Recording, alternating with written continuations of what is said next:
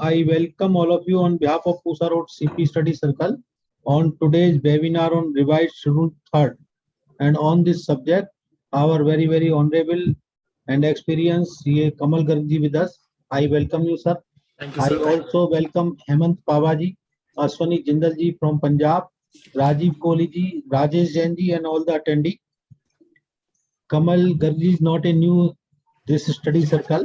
Now this is the 4th, 5th time, but still my duty to briefly introduce him. Kamal Garg is BCom Honors, FCA, DISA from ICI, MCom, and Insolvency Professional. He was the member of Board of Studies, Study Material Research Group 2009-10 of NIRC of ICI, and a special invitee member of Accounting Standard Board ASB 2012-13 और 20-21, financial reporting review group of FRRB ICI 2020-21 and Ind AS IFRS implementation committee 2014-15 and 2021-22 of ICI. He was also nominated as a special invitee member to the committee on banking, insurance and pension 2014-15 of NIRC of ICI. He is also the faculty resources of peer review board of ICI. Besides being a regular guest speaker for IFRS and management development program at various forums, including ICI and ICSI, he is also an author of over a dozen of books and commentaries on and including IFRS and IS and AS concept and implication, COVID-19 and all this. He has to his credit the contribution of GST of Accounting Standard and Auditing and Assurance Standard for Volume 2 of Company Law published by Bharat Law House and various articles for NIRC and CIRC of ICI, newsletter on FBT, MAT, MET, US SOX, CARO, FEMA, etc. and a series of articles on Delhi Value Added Tax debate, taxation, accounting and auditing aspects for the journal tax and corporate reference or TCR, including various articles on external commercial borrowing, direct taxes and foreign investment for TCR. He possesses rich industry experience in the areas of corporate law like Companies Act, FEMA, taxation, foreign collaboration, joint venture, etc., audit and management consultancy. This is the brief profile of today's our learned speaker. हैरानी की बात यह है कि ये brief था. Thanks for your efforts. Over to you, sir. Thank you. Again, welcome. किताब हो, ये तो brief ही था. ये तो सिर्फ जो ब्राउचर नहीं देते किताब का वो था. Rajesh ji is kind because उन्होंने सारा ही प्रोफाइल मुझे लगता है बना के मेहनत की. मुझे तो ना मेरे बारे में भी नहीं पता जितना सर ने बता दिया. Sir. Good evening to each one of you. The topic given to me is Schedule 3. We will discuss that topic in detail. But before I jump to the topic, I have a small question. Schedule 3 बात करता है balance sheet, बात करता है P&L की. Now the question arises, whose responsibility it is to prepare and present financial statements as per Schedule 3? Auditors or the management? Management, at least legally. Now, having said that, the second question is, if Schedule 3 is not complied with, सुनिएगा ध्यान से क्योंकि ये वाली चीज PPT में नहीं है. If Schedule 3 is not complied with, that means the financial statements are not prepared and presented as per the requirements of Schedule 3. Is there anything to be reported upon by the statutory auditor? क्योंकि normally तो कि auditors have to report that financial statements are reflecting true and fair view or not. So the basic objective is that auditors have to report as to whether financial statements are reflecting true and fair view or not. यहाँ तो बात हमने सबने पढ़ी हुई है. Now the question arises, if anything is not properly presented, ध्यान दीजिएगा मेरा word presented है, recognized नहीं है.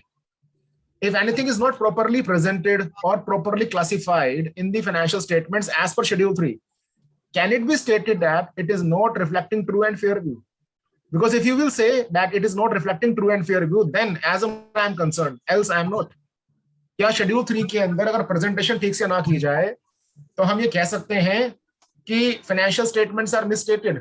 अगर हाँ, तो auditor का संबंध है Schedule 3 से, क्योंकि true and fair view के ऊपर comment कर रहे हैं.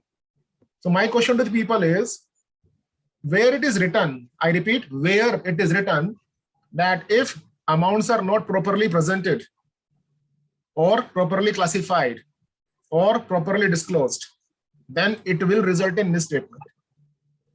क्योंकि एक बात तो तय है कि Schedule 3 is the domain of management, audit report is the domain of auditors. Now, if financial statements prepared as per Schedule 3 are not as per Schedule 3, तो ये misstatement माना जाएगा. ये कहीं लिखा हुआ है. This is important for one reason. As an auditor, जब हमें audit report बनाना होगा, we need to prepare our documentation. We need to prepare MRL, management representation letter. In that very management representation letter, as well as audit documentation, otherwise, it must factor into the place where it is written that Schedule 3 contravention will result in misstatement. I can see one answer is from Mr. Pradeep Jain. He says, I think it is in SS 700. No, it is not in SS 700. SS 700 में नहीं है. आप सभी note कर लीजिए कहीं पर SS 450. और मेरा सभी लोगों को ये सजेशन है कि जब आप MRL लें तो MRL के अंदर वो बातें लिखवा लें जो मैं भी बोलने वाला हूं. Now, we do have SA 450. SA 450 defines misstatement. Now, how does SA 450, SA means standard on auditing, SA 450 defines misstatement as misstatement is the difference between point number 1 and point number 2. I repeat, misstatement is the difference between point number 1 and point number 2. Point number 1 क्या है? Point number 1 is amount, classification, presentation and disclosure of a reported financial statement item. And point number 2, amount, classification, presentation and disclosure requirements as required by any regulatory framework. समझने की कोशिश कीजिएगा. क्या कहा गया? क्या होता है मिसस्टेटमेंट? मिसस्टेटमेंट दो चीजों का अंतर है. वो अंतर कौन सा है? Reported financial statement versus financial statement item to be reported as per regulatory framework. Regulatory framework क्या हो जाएगा मेरे लिए? शेड्यूल 3. और ये जो मिसस्टेटमेंट है 4 वजह से आ सकता है. Misstatement can arise because of 4 reasons as far as presentation is concerned. Amount, classification, presentation and disclosure. तो अगर अमाउंट को ठीक तरीके से नहीं बताया गया, अगर किसी आइटम को ठीक तरीके से प्रेजेंट नहीं किया गया, अगर किसी आइटम को ठीक तरीके से क्लासिफाई नहीं किया गया, या किसी आइटम को ठीक तरीके से डिस्क्लोज नहीं किया गया, तो वो क्या हो जाएगा? आपका मिसस्टेटमेंट हो जाएगा. And that is the reason we auditors need to be precautionary enough that if schedule 3 is not complied with by the management, then it may result in misstatement. And such misstatement can arise in 4 things: amount, classification, presentation or disclosure as the case may be. I'm sharing my PPT, and in this PPT you will find the comparative analysis. कि Schedule 3 पहले क्या था, अब क्या है. तो comparison से समझना ज्यादा आसान हो जाएगा आपके लिए. राजेश जी बताइएगा, आपको स्क्रीन नजर आ रही है? Yes sir, yes sir. Okay. So you people know very well that Schedule 3 at present is in 3 divisions: Division 1, Division 2, Division 3. Division 1 is applicable to all those companies which are complying with accounting standards. Division 2 is applicable to all those companies which are complying with Ind AS. And Division 3 is applicable to all such NBFCs which are complying with Ind AS. मैं फिर से दोहरा देता हूं इस बात को. Schedule 3 में टोटल 3 डिविजन्स हैं. Division 1, division 2, division 3. डिवीजन 1 हर उस कंपनी पर एप्लीकेबल है जो कि AS कंप्लायंट कंपनी है. डिवीजन 2 हर एक उस कंपनी पर एप्लीकेबल है जो कि इंड एस कंप्लायंट कंपनी है. डिवीजन 3 हर उस एनबीएफसी पर, नॉन बैंकिंग फाइनेंशियल कॉर्पोरेशन पर एप्लीकेबल है जो कि इंड एस कंप्लायंट एनबीएफसी है. अगर हम डिवीजन 1 समझ लेंगे तो डिवीजन 2, डिवीजन 3 ऑटोमेटिकली समझ में आ जाएगा, क्योंकि चेंजेस जो है ऑलमोस्ट कॉमन है, कोई बहुत ज्यादा अंतर नहीं है. तो मैं डिवीजन 1 समझाता हूं आपको, और डिवीजन 1 समझने के बाद डिवीजन 2, डिवीजन 3 ऑटोमेटिकली आसान हो जाएगा. सर आपकी ये पीपीटी मूव नहीं कर रही?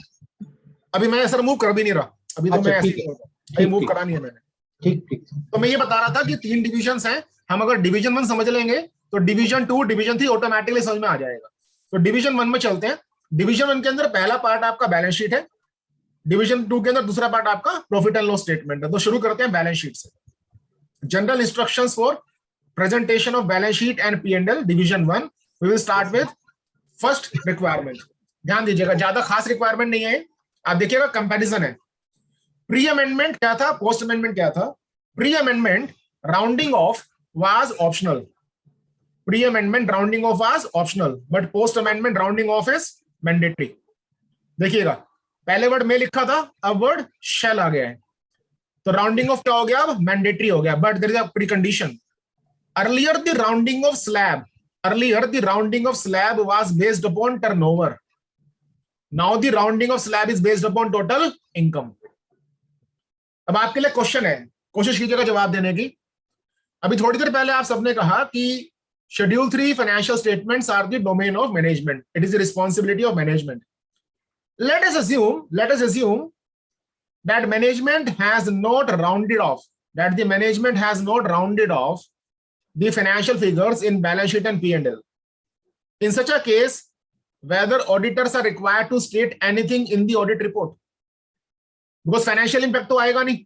अगर राउंडिंग ऑफ नहीं किया तो डेबिट क्रेडिट बराबर ही रहेगा, और अगर आप राउंडिंग ऑफ करते हैं तो भी डेबिट क्रेडिट बराबर ही रहता है बैलेंस शीट में. So my question is, if a company is not rounding off, even then it will not result in any financial impact upon financial statements. But अभी मैंने थोड़ी देर पहले कहा, as per essay number 450, misstatement can arise because of amount, presentation, classification and disclosure. So if the financial figures are presented without rounding it off, it is a misstatement for sure. Having said that, whether auditors are required to report anything in the audit report, any answer? किसी का कोई answer इस चीज के लिए? क्योंकि एक बात तो तय है कि अगर राउंडिंग ऑफ मैंडेटरी कर दिया गया और राउंडिंग ऑफ नहीं करते हैं तो मिस स्टेटमेंट तो ये है, और ये मिस स्टेटमेंट ऐसी है जिसका कोई फाइनेंशियल स्टेटमेंट्स पर इंपैक्ट नहीं आता. तो आप मुझे बताइए कि अगर राउंडिंग ऑफ नहीं हुआ तो उस केस में मेरे लिए एज ऑडिटर क्या रिपरकशंस हैं जो मुझे कंप्लाई करने चाहिए. आप नोट कर लीजिए, मैं बताता चलता हूं क्योंकि टाइम कम है तो मैं ज्यादा समय इसमें लगाऊंगा नहीं आंसर्स वेट करने के लिए. पहली चीज आप नोट कर लीजिए, कहीं पर पीपीटी में नहीं लिखा हुआ, अगर तो मैनेजमेंट ने राउंडिंग ऑफ किया है तो जो नोट्स टू अकाउंट्स बनते हैं उसमें जो पहला पॉइंट होता है वो होता है बेसिस और प्रिपरेशन ऑफ फाइनेंशियल स्टेटमेंट्स. उस बेसिस के अंदर आपको एक सेंटेंस ऐड करना है, that financial figures are rounded off at this level. So level of rounding off needs to be disclosed in notes to accounts. ये पहला केस. दूसरे केस पे आते हैं, राउंडिंग ऑफ अगर किया है नहीं किया, एज द केस में भी आपको एमआरएल में लिखवा कर लेना होगा. सो मैनेजमेंट रिप्रेजेंटेशन लेटर के अंदर मैनेजमेंट लिखकर देगा कि उन्होंने राउंडिंग ऑफ किया है तो किस लेवल तक किया है, और अगर राउंडिंग ऑफ नहीं किया है तो क्यों नहीं किया है, एज अ केस में भी. Third thing, as an auditor मुझे क्या याद रखना है, as an auditor if the financial statements are being rounded off, no problem. But if the financial statement figures are not rounded off, then in my humble opinion, instead of qualifying the report, why I'm not qualifying, because there is no financial impact. Instead of qualifying, the better suggestion is that we should give emphasis of matter paragraph report. So we will prepare one separate caption in the audit report, emphasis of matter paragraph.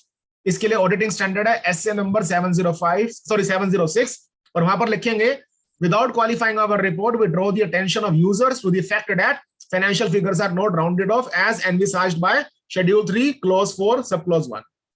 I believe I am clear. आगे बढ़ूं यहां से, किसी को कोई doubt होता पूछ सकते हैं. तो सिंपल सी बात क्या आ गई है, अगर हम बात करें राउंडिंग ऑफ को नोट्स टू अकाउंट्स में डिस्क्लोज करना है. दूसरी चीज, राउंडिंग ऑफ के बारे में हमें एमआरएल लेना है. तीसरी चीज, अगर राउंडिंग ऑफ नहीं करता है मैनेजमेंट तो क्वालिफिकेशन की आवश्यकता नहीं लगती मेरे हिसाब से, बट हमें एम्फेसिस ऑफ मैटर पैराग्राफ देना होगा. आगे बढ़ते हैं. बैलेंस शीट के अंदर चेंजेस क्या है, आप एक फॉर्मेट देखिए बैलेंस शीट का.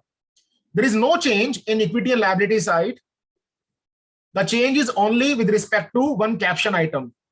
Earlier it was property, plant and equipment. Now it is property, plant and equipment and intangible asset. And then we have property, plant and equipment. पहले यहां पर होता था tangible assets. तो एक देखा जाए cosmetic change है. ये फॉर्मेट की बात कर रहा हूं मैं. अंदरूनी चेंज जो इंस्ट्रक्शंस के वो तो काफी सारे हैं, वो भी हम देख लेंगे. So as far as format is concerned, there is no change per se except this property, plant and equipment domain. I have a small question. आप नोट करते चलना जो बात बोलने वाला हूं. आप देख रहे हैं यहां पर नॉन करंट लायबिलिटीज और यहां पर देखिए current liabilities. Non current liabilities में I have deferred tax liabilities, but the same item deferred tax liability is not there in current liability. In the same way, if I go to non-current assets, I do have deferred tax asset, but I don't have any deferred tax asset in current assets.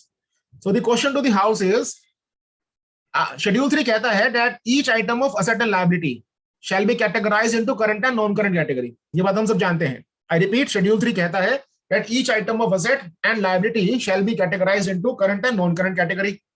Having said that, the question for the house is, Are we supposed to split deferred tax liability or asset, as the case may be, into current and non-current category? I have seen certain balance sheets where people are splitting it up, but what is your view? Are we supposed to split deferred tax asset or liability, as the case may be, into current or non-current category? So I got two answers. One is from Mr. Pankaj, another is from Mr. Gopal. Both are saying no. So आपके note कर लीजिए, एक गलती हमसे हो जाती है जो नहीं होनी चाहिए. Deferred tax asset या deferred tax liability, as the case may be, shall never be splitted into current and non-current category. I repeat, deferred tax asset and liabilities are not requiring any kind of split into current and non-current category, number one. Similarly, if you have your attention once again, in current assets, we have trade receivables. अब देखिएगा यहाँ पर current asset में trade receivables हैं, but if you see there is no trade receivable in non-current asset. Now there could be a possibility that we may have non-current trade receivable. There could be a possibility. Now how trade receivable can become non-current? If the entity expects that,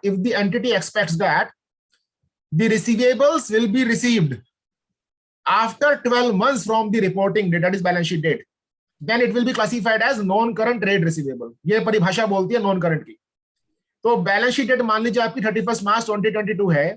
31 March 2022 को अगर आपकी expectation ये है कि debtor से जो पैसा आना है वो 12 महीने के बाद आने की उम्मीद है, तो उस केस में वो क्या हो जाएगा? नॉन करंट ट्रेड रिसीवेबल हो जाएगा.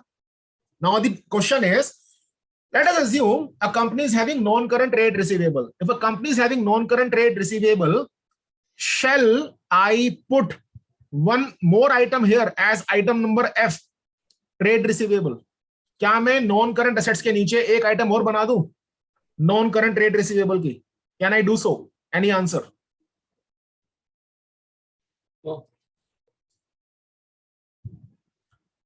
Pankaj ji, I am simply taking only one instance of expected date of realisability. बाकी ऑपरेटिंग साइकिल वगैरह तो आएगा ही आएगा. तो बेसिक जो मुद्दा मेरा समझाने का है वो ये है कि let us assume for the time being that trade receivables are non-current. In such a scenario, are we supposed to make one more line item?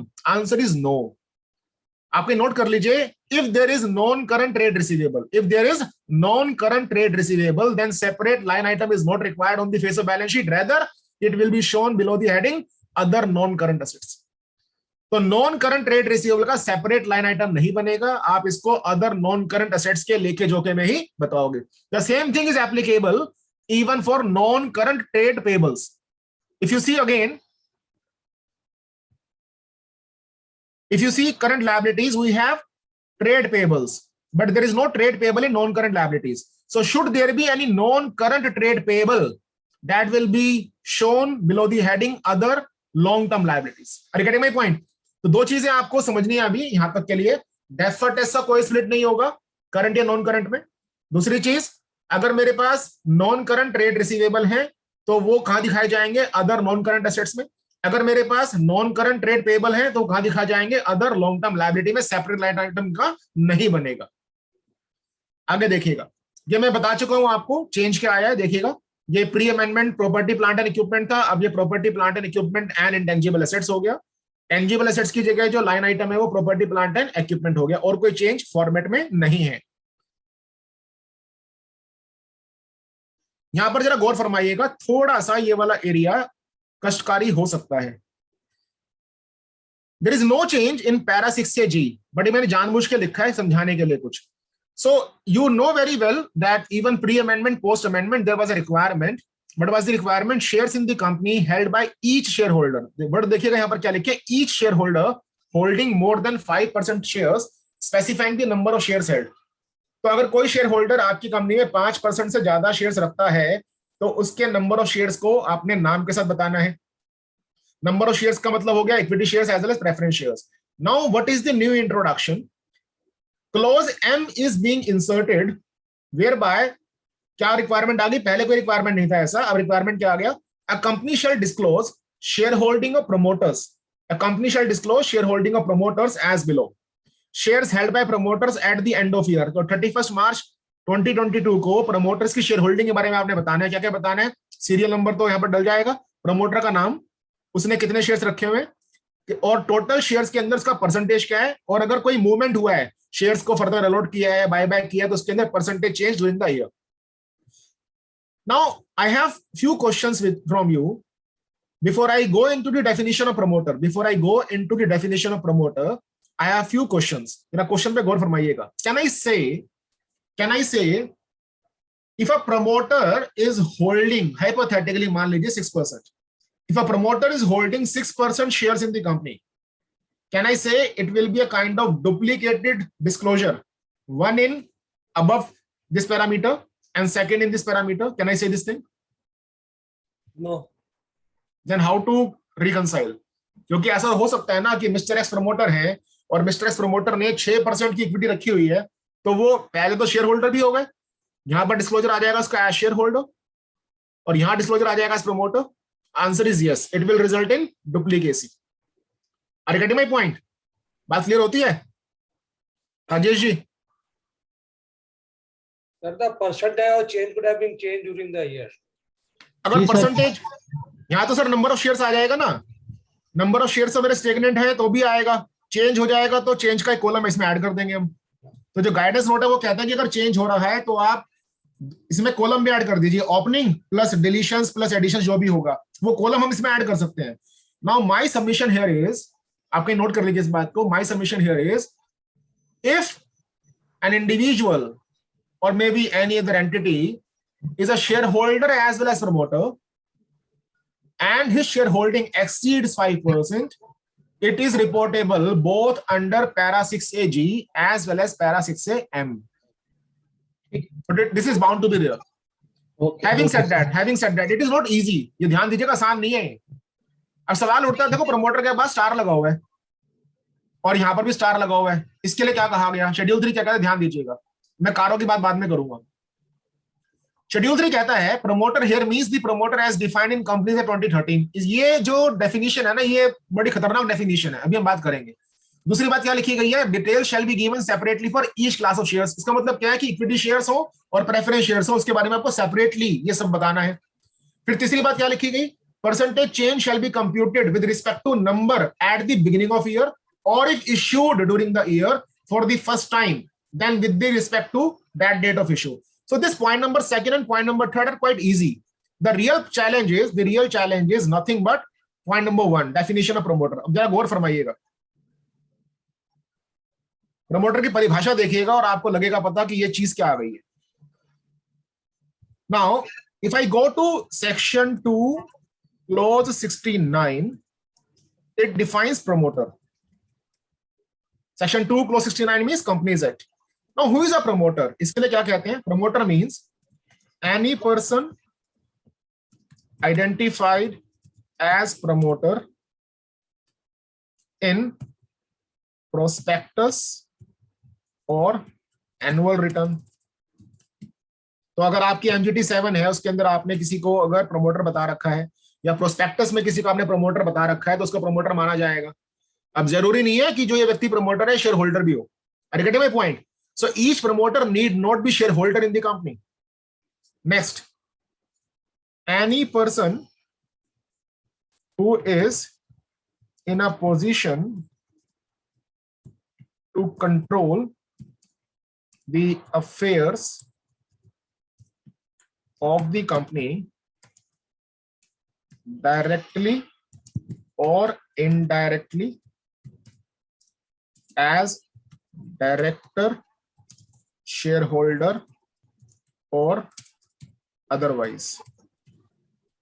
आप देख रहे हैं वाला वर्ड अदरवाइज. कोई भी व्यक्ति जो कंपनी के अफेयर्स को, बिजनेस अफेयर्स को, पॉलिसी मेकिंग डिसीजंस को कंट्रोल कर सकता है डायरेक्टली एंड डायरेक्टली, चाहे एज अ डायरेक्टर, चाहे एज अ शेयर होल्डर या अदरवाइज, उसको भी माना जाएगा प्रमोटर. तीसरा, any person at whose directions the board of directors is accustomed to act other than advice given in professional capacity. जरा गौर फरमाइएगा, ये हम सबके लिए इंपॉर्टेंट पॉइंट है. मैं लास्ट वाले से शुरू करता हूं। कहा गया कि any person at whose directions the board of directors is accustomed to act। इसका मतलब क्या हुआ? अगर एक chartered accountant board of directors को कुछ सलाह देता है तो क्या वो सीए प्रमोटर बन जाएगा? Answer is no, because the advice is given in professional capacity.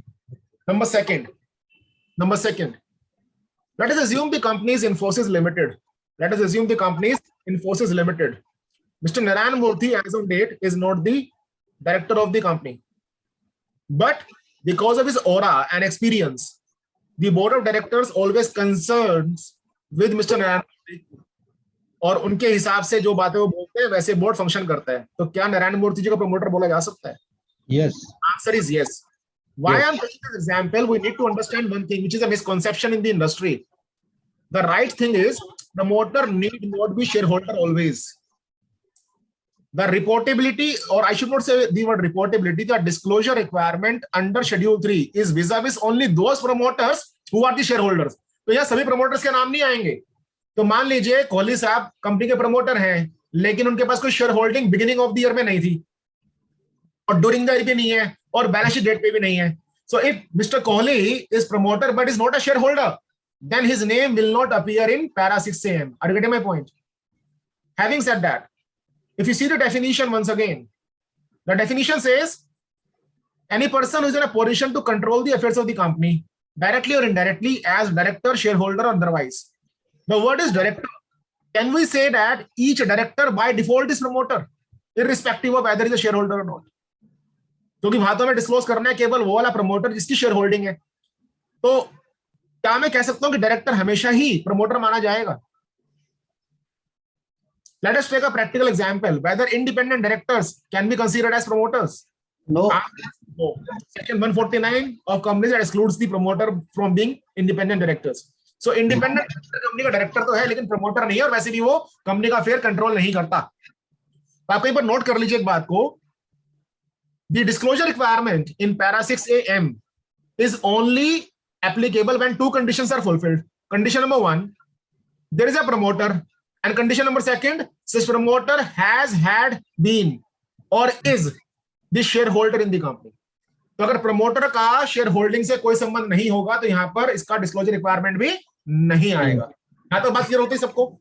अब एक चीज और नोट कीजिए, एज एन ऑडिटर जो आप यहां डिस्क्लोज कर रहे हैं, ऐसा भी तो हो सकता है ना कि आपने ड्यूरिंग द ईयर कुछ शेयर्स अलॉट किए हो प्रमोटर्स को।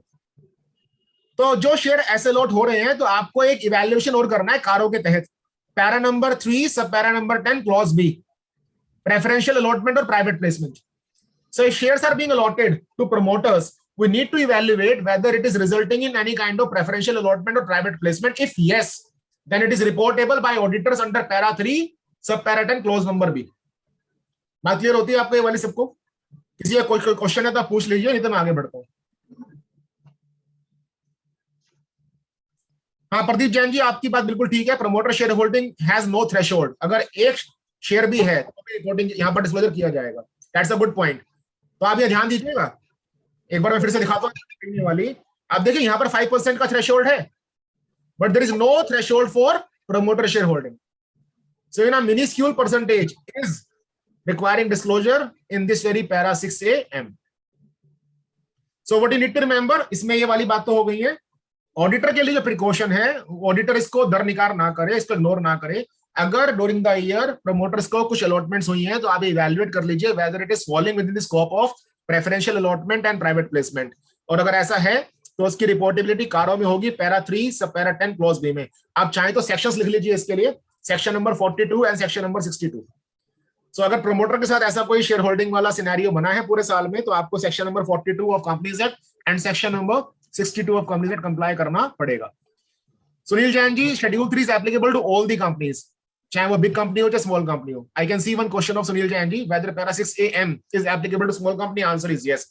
आप ये नोट कर लीजिए, क्वेश्चन ये वाला अच्छा क्वेश्चन है।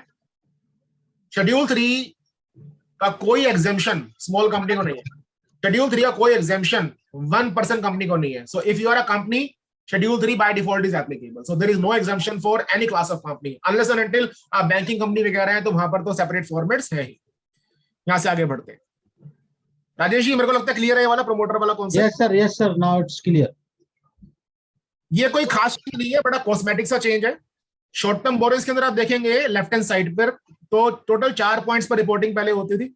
अब अगर आप राइट हैंड साइड पे देखेंगे तो एक पॉइंट ऐड कर दिया है, current मैच्योरिटीज of long term borrowing shall be disclose separately. पहले जो करंट मैच्योरिटीज था ये लॉन्ग टर्म वाले सेक्टर में जाता था, अब वहां से निकाल के इसको शिफ्ट कर दिया। So it is only a movement, so there is no change which requires any commentary, it is a cosmetic change only. पहले भी था अब भी है, बट पहले इसकी प्लेसमेंट कहीं और थी, अब प्लेसमेंट कहीं और आ चुकी है। तो ये अभी शॉर्ट टर्म बोरोइंग्स के अंदर this is important.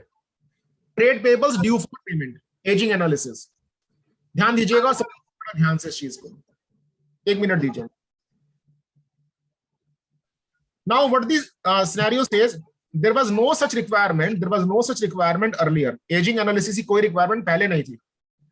now we have a requirement per se. What is the requirement? Just give me a moment.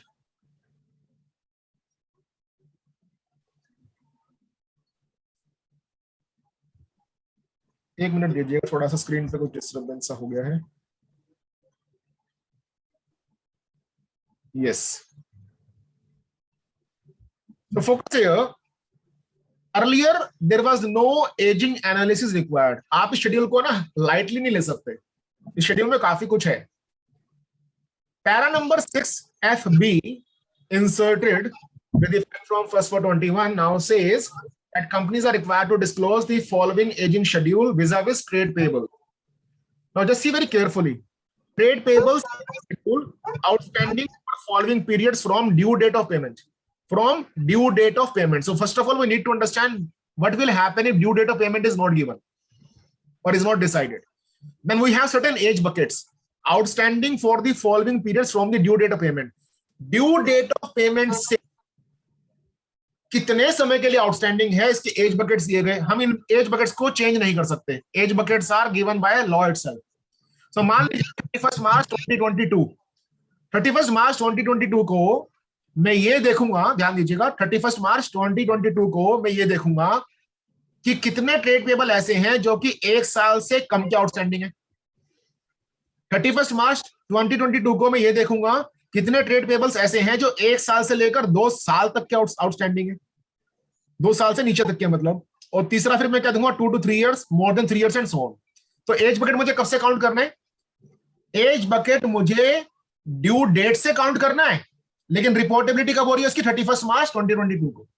So as on 30, अगर मैं इसको सिंपल तरीके से बोलूं, as on 31 March 2022 I need to identify those trade payables. I need to identify those trade payables which are outstanding from their due date of payment for a period of up to 1 year, 1 to 2 years, 2 to 3 years, more than 3 years, and then total. यहां तो बात समझ में आती है। Commentary पर मैं भी आऊंगा। और जो ट्रेड पेबल है इसका ब्रेकअप भी देना है। ब्रेकअप कैसे देना है? Trade payables to MSME enterprises, other enterprises, disputed and disputed का ये ब्रेकअप क्या है? Disputed to MSME and disputed to others. Are you getting my point? So पहला सवाल आपके लिए है, इससे पहले कि मैं कमेंट्री प्रोवाइड करूंगा आपको, अभी के 4 पॉइंट्स हैं इसमें। एक MSME, दूसरा others, तीसरा disputed dues MSME और फोर्थ है disputed dues others. Now when I say first 2 points MSME and then is others, whether this, यानी कि पहले वाले पॉइंट पे आ जाते हैं हम एक बार, मैं आपको पॉइंटर से बताता हूं। MSME पे आ जाते हैं। एक एग्जांपल लीजिए आप, कमेंट्री पर हम ही आएंगे, हम डेफिनेशन समझते हैं। मान लीजिए MSME की तरफ जो ड्यू है, मान लीजिए MSME का जो ड्यू पेबल है वो 100 रुपीज है। Out of rupees 100, rupees 20 is under dispute. समझिएगा वापस से, MSME की तरफ मेरी कंपनी की 100 रुपए की देनदारी है और 100 रुपए में से 20 रुपए डिस्प्यूटेड है। यहां तो आप मेरे साथ हो, क्वेश्चन समझ में आता है। MSME की तरफ देनदारी 100 रुपए की है और इस 100 रुपए में से 20 रुपए डिस्प्यूटेड है। तो जो पहले रो के अंदर जो मुझे आउटस्टैंडिंग अमाउंट बताना है वो रुपीज 100 बताना है या रुपीज 80 बताना है? 80 रुपीज 80। तो यहां पर जो अमाउंट आएगा ना आपका पहले 2 रोज में, ये अनडिस्प्यूटेड है, हालांकि लिखा नहीं है but quite it is apparent. So first and second will include your undisputed amounts. Third and fourth will include your disputed amounts. Total will match. तो total match हो जाएगा आपको horizontally and vertically. Number 1. Number second is What will happen if due date of payment is not given?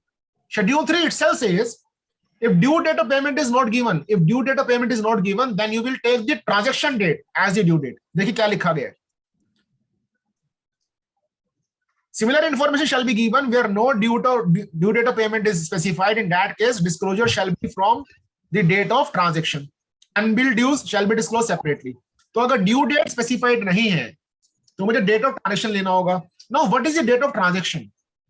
Whether date of transaction is the date on which I am entering the transaction in the books of accounts, or it is the date on which the risk and rewards have been transferred. So, what is the date of transaction? Tally में entry कर रहे हैं, वो वाला date of transaction माना जाएगा, या जिस दिन रिस्क एंड रिवार्ड्स ट्रांसफर हो गए, जिस दिन ऑब्लिगेशंस अराइज हो गए, वो डेट ऑफ ट्रांजैक्शन माना जाएगा. या last transaction date in the accounts, या लास्ट ट्रांजैक्शन डेट क्या होना चाहिए? अब तो 3 ऑप्शंस हो गए. मान लीजिए कुछ ऐसा हुआ, मैंने उधार पर माल खरीदा राजेश जी से, तो मेरे लिए राजेश जी क्या हो जाएंगे? ट्रेड पेबल हो जाएंगे ना मेरी किताबों में. In my books Rajesh ji will be trade payable. But जब मैंने माल घर पे खरीदा तो हम लोगों ने कोई ड्यू डेट तय नहीं किया, तो that is a contracted scenario. But as far as books of account schedule 3 is concern, मैंने मान लीजिए राजेश जी से माल खरीदा हाइपोथेटिकली 25 मार्च 2022 को, मेरे गोडाउन में माल आया था 26 मार्च को, और बुक्स ऑफ अकाउंट्स में एंट्री करता हूं 31 मार्च को. तो 25 मार्च को माल खरीदा, 26 मार्च को डिलीवरी हुई, 31 मार्च को टैली में एंट्री डाली. तो इन तीनों में से मेरा ड्यू डेट ऑफ पेमेंट क्या माना जाएगा अगर राजेश जी और मैंने ड्यू डेट ऑफ पेमेंट तय नहीं किया contractually? For the purpose of schedule 3 what shall be considered? 26 मार्च. 26. तो आप नोट कर लीजिए इस चीज को कंफ्यूजन दूर करने के लिए. If due date of payment is not specified, then transaction date shall be considered. And what is transaction date? It is nowhere specified or defined. So what we can do, since it is nowhere defined, what we can do, एक minute दीजिएगा मुझे, what we can do, reference is invited to MSMED Act, which defines appointed date. That means transaction date shall be decided on the basis of appointed date. Now, what is appointed date? The date on which you have accepted the goods and services. तो इस base पे चला जाएगा. तो काफी लोगों में ना गलतफहमी है, वो कहते हैं कि जिस दिन टैली में एंट्री करेंगे या बीसी में एंट्री करेंगे या अकाउंटिंग सॉफ्टवेयर में एंट्री करेंगे वो ट्रांजैक्शन डेटा. नो, इससे तो देखा जाए तो there will be a kind of abusive role of transaction date. So to control that scenario, the reference can be given to MSMED Act, which defines appointed date, and depending upon appointed date, transaction date can be decided. Now coming back, the word dispute also is not defined. So in the entire Schedule 3, in the entire Companies Act, dispute word is not defined. The question arises how to define dispute. The word dispute can be defined by virtue of Section 5, Clause 6 of IBC. Now Section 5, Clause 6 of IBC says, what is dispute? ध्यान दीजिए यहाँ पे dispute की परिभाषा क्या है. Dispute includes a suit or arbitration proceeding relating to. Suit का मतलब जैसे एग्जाम्पल के लिए order 37 suits under CPC, Civil Procedure Code. तो मुकदमा करते हैं ना पैसे को रिकवर करने के लिए, तो समरी सूट जो जाते हैं वो आ जाएगा इसके अंदर. आर्बिट्रेशन प्रोसीडिंग्स आ जाएगा.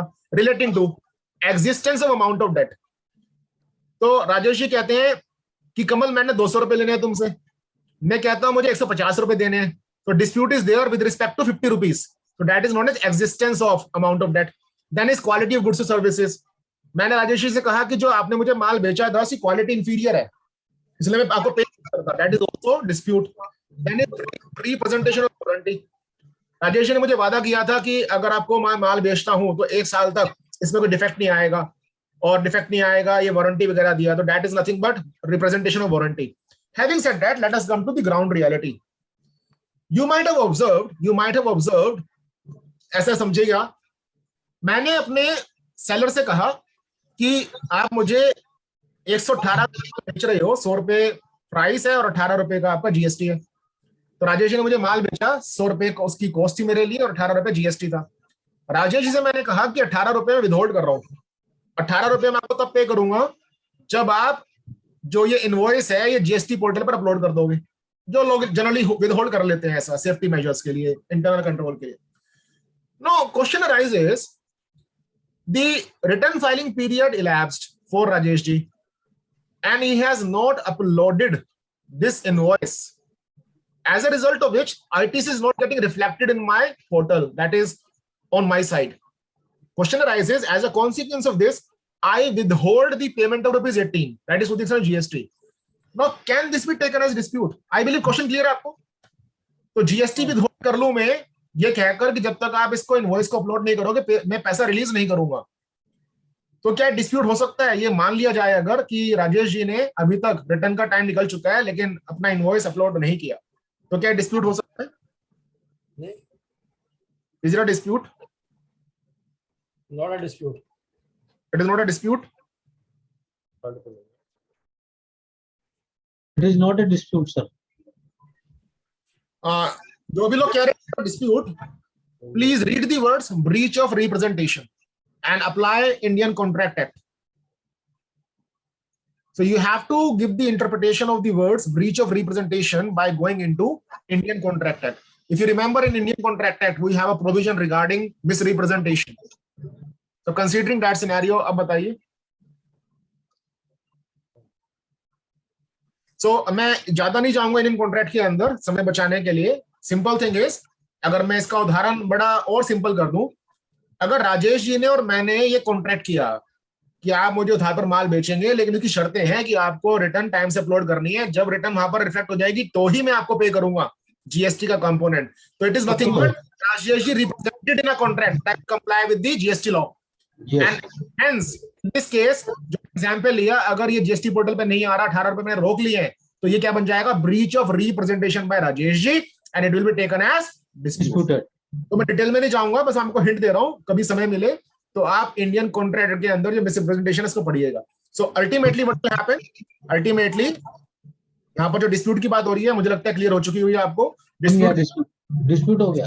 हमें प्रैक्टिकल में जाकर ये वाली चीज जरूर देख लेनी है, जीएसटी का पैसा अगर विदहोल्ड कर रखा है तो उसको कैसे डील करना है। वो डिस्प्यूट हो सकता है, डिस्प्यूट नहीं भी हो सकता है। अब ये तो बात रही इसके डिस्क्लोजर की, इसका कारो से कनेक्शन है। कारो में वही है पैरा नंबर 3 से पैरा नंबर 19। मैं उसके अल्फाज बोलता हूँ, अल्फाज सुनिएगा। हालांकि इसको बोलते हैं गोइंग कंसर्न पैराग्राफ, लेकिन उसके कुछ अल्फाज अलग हैं।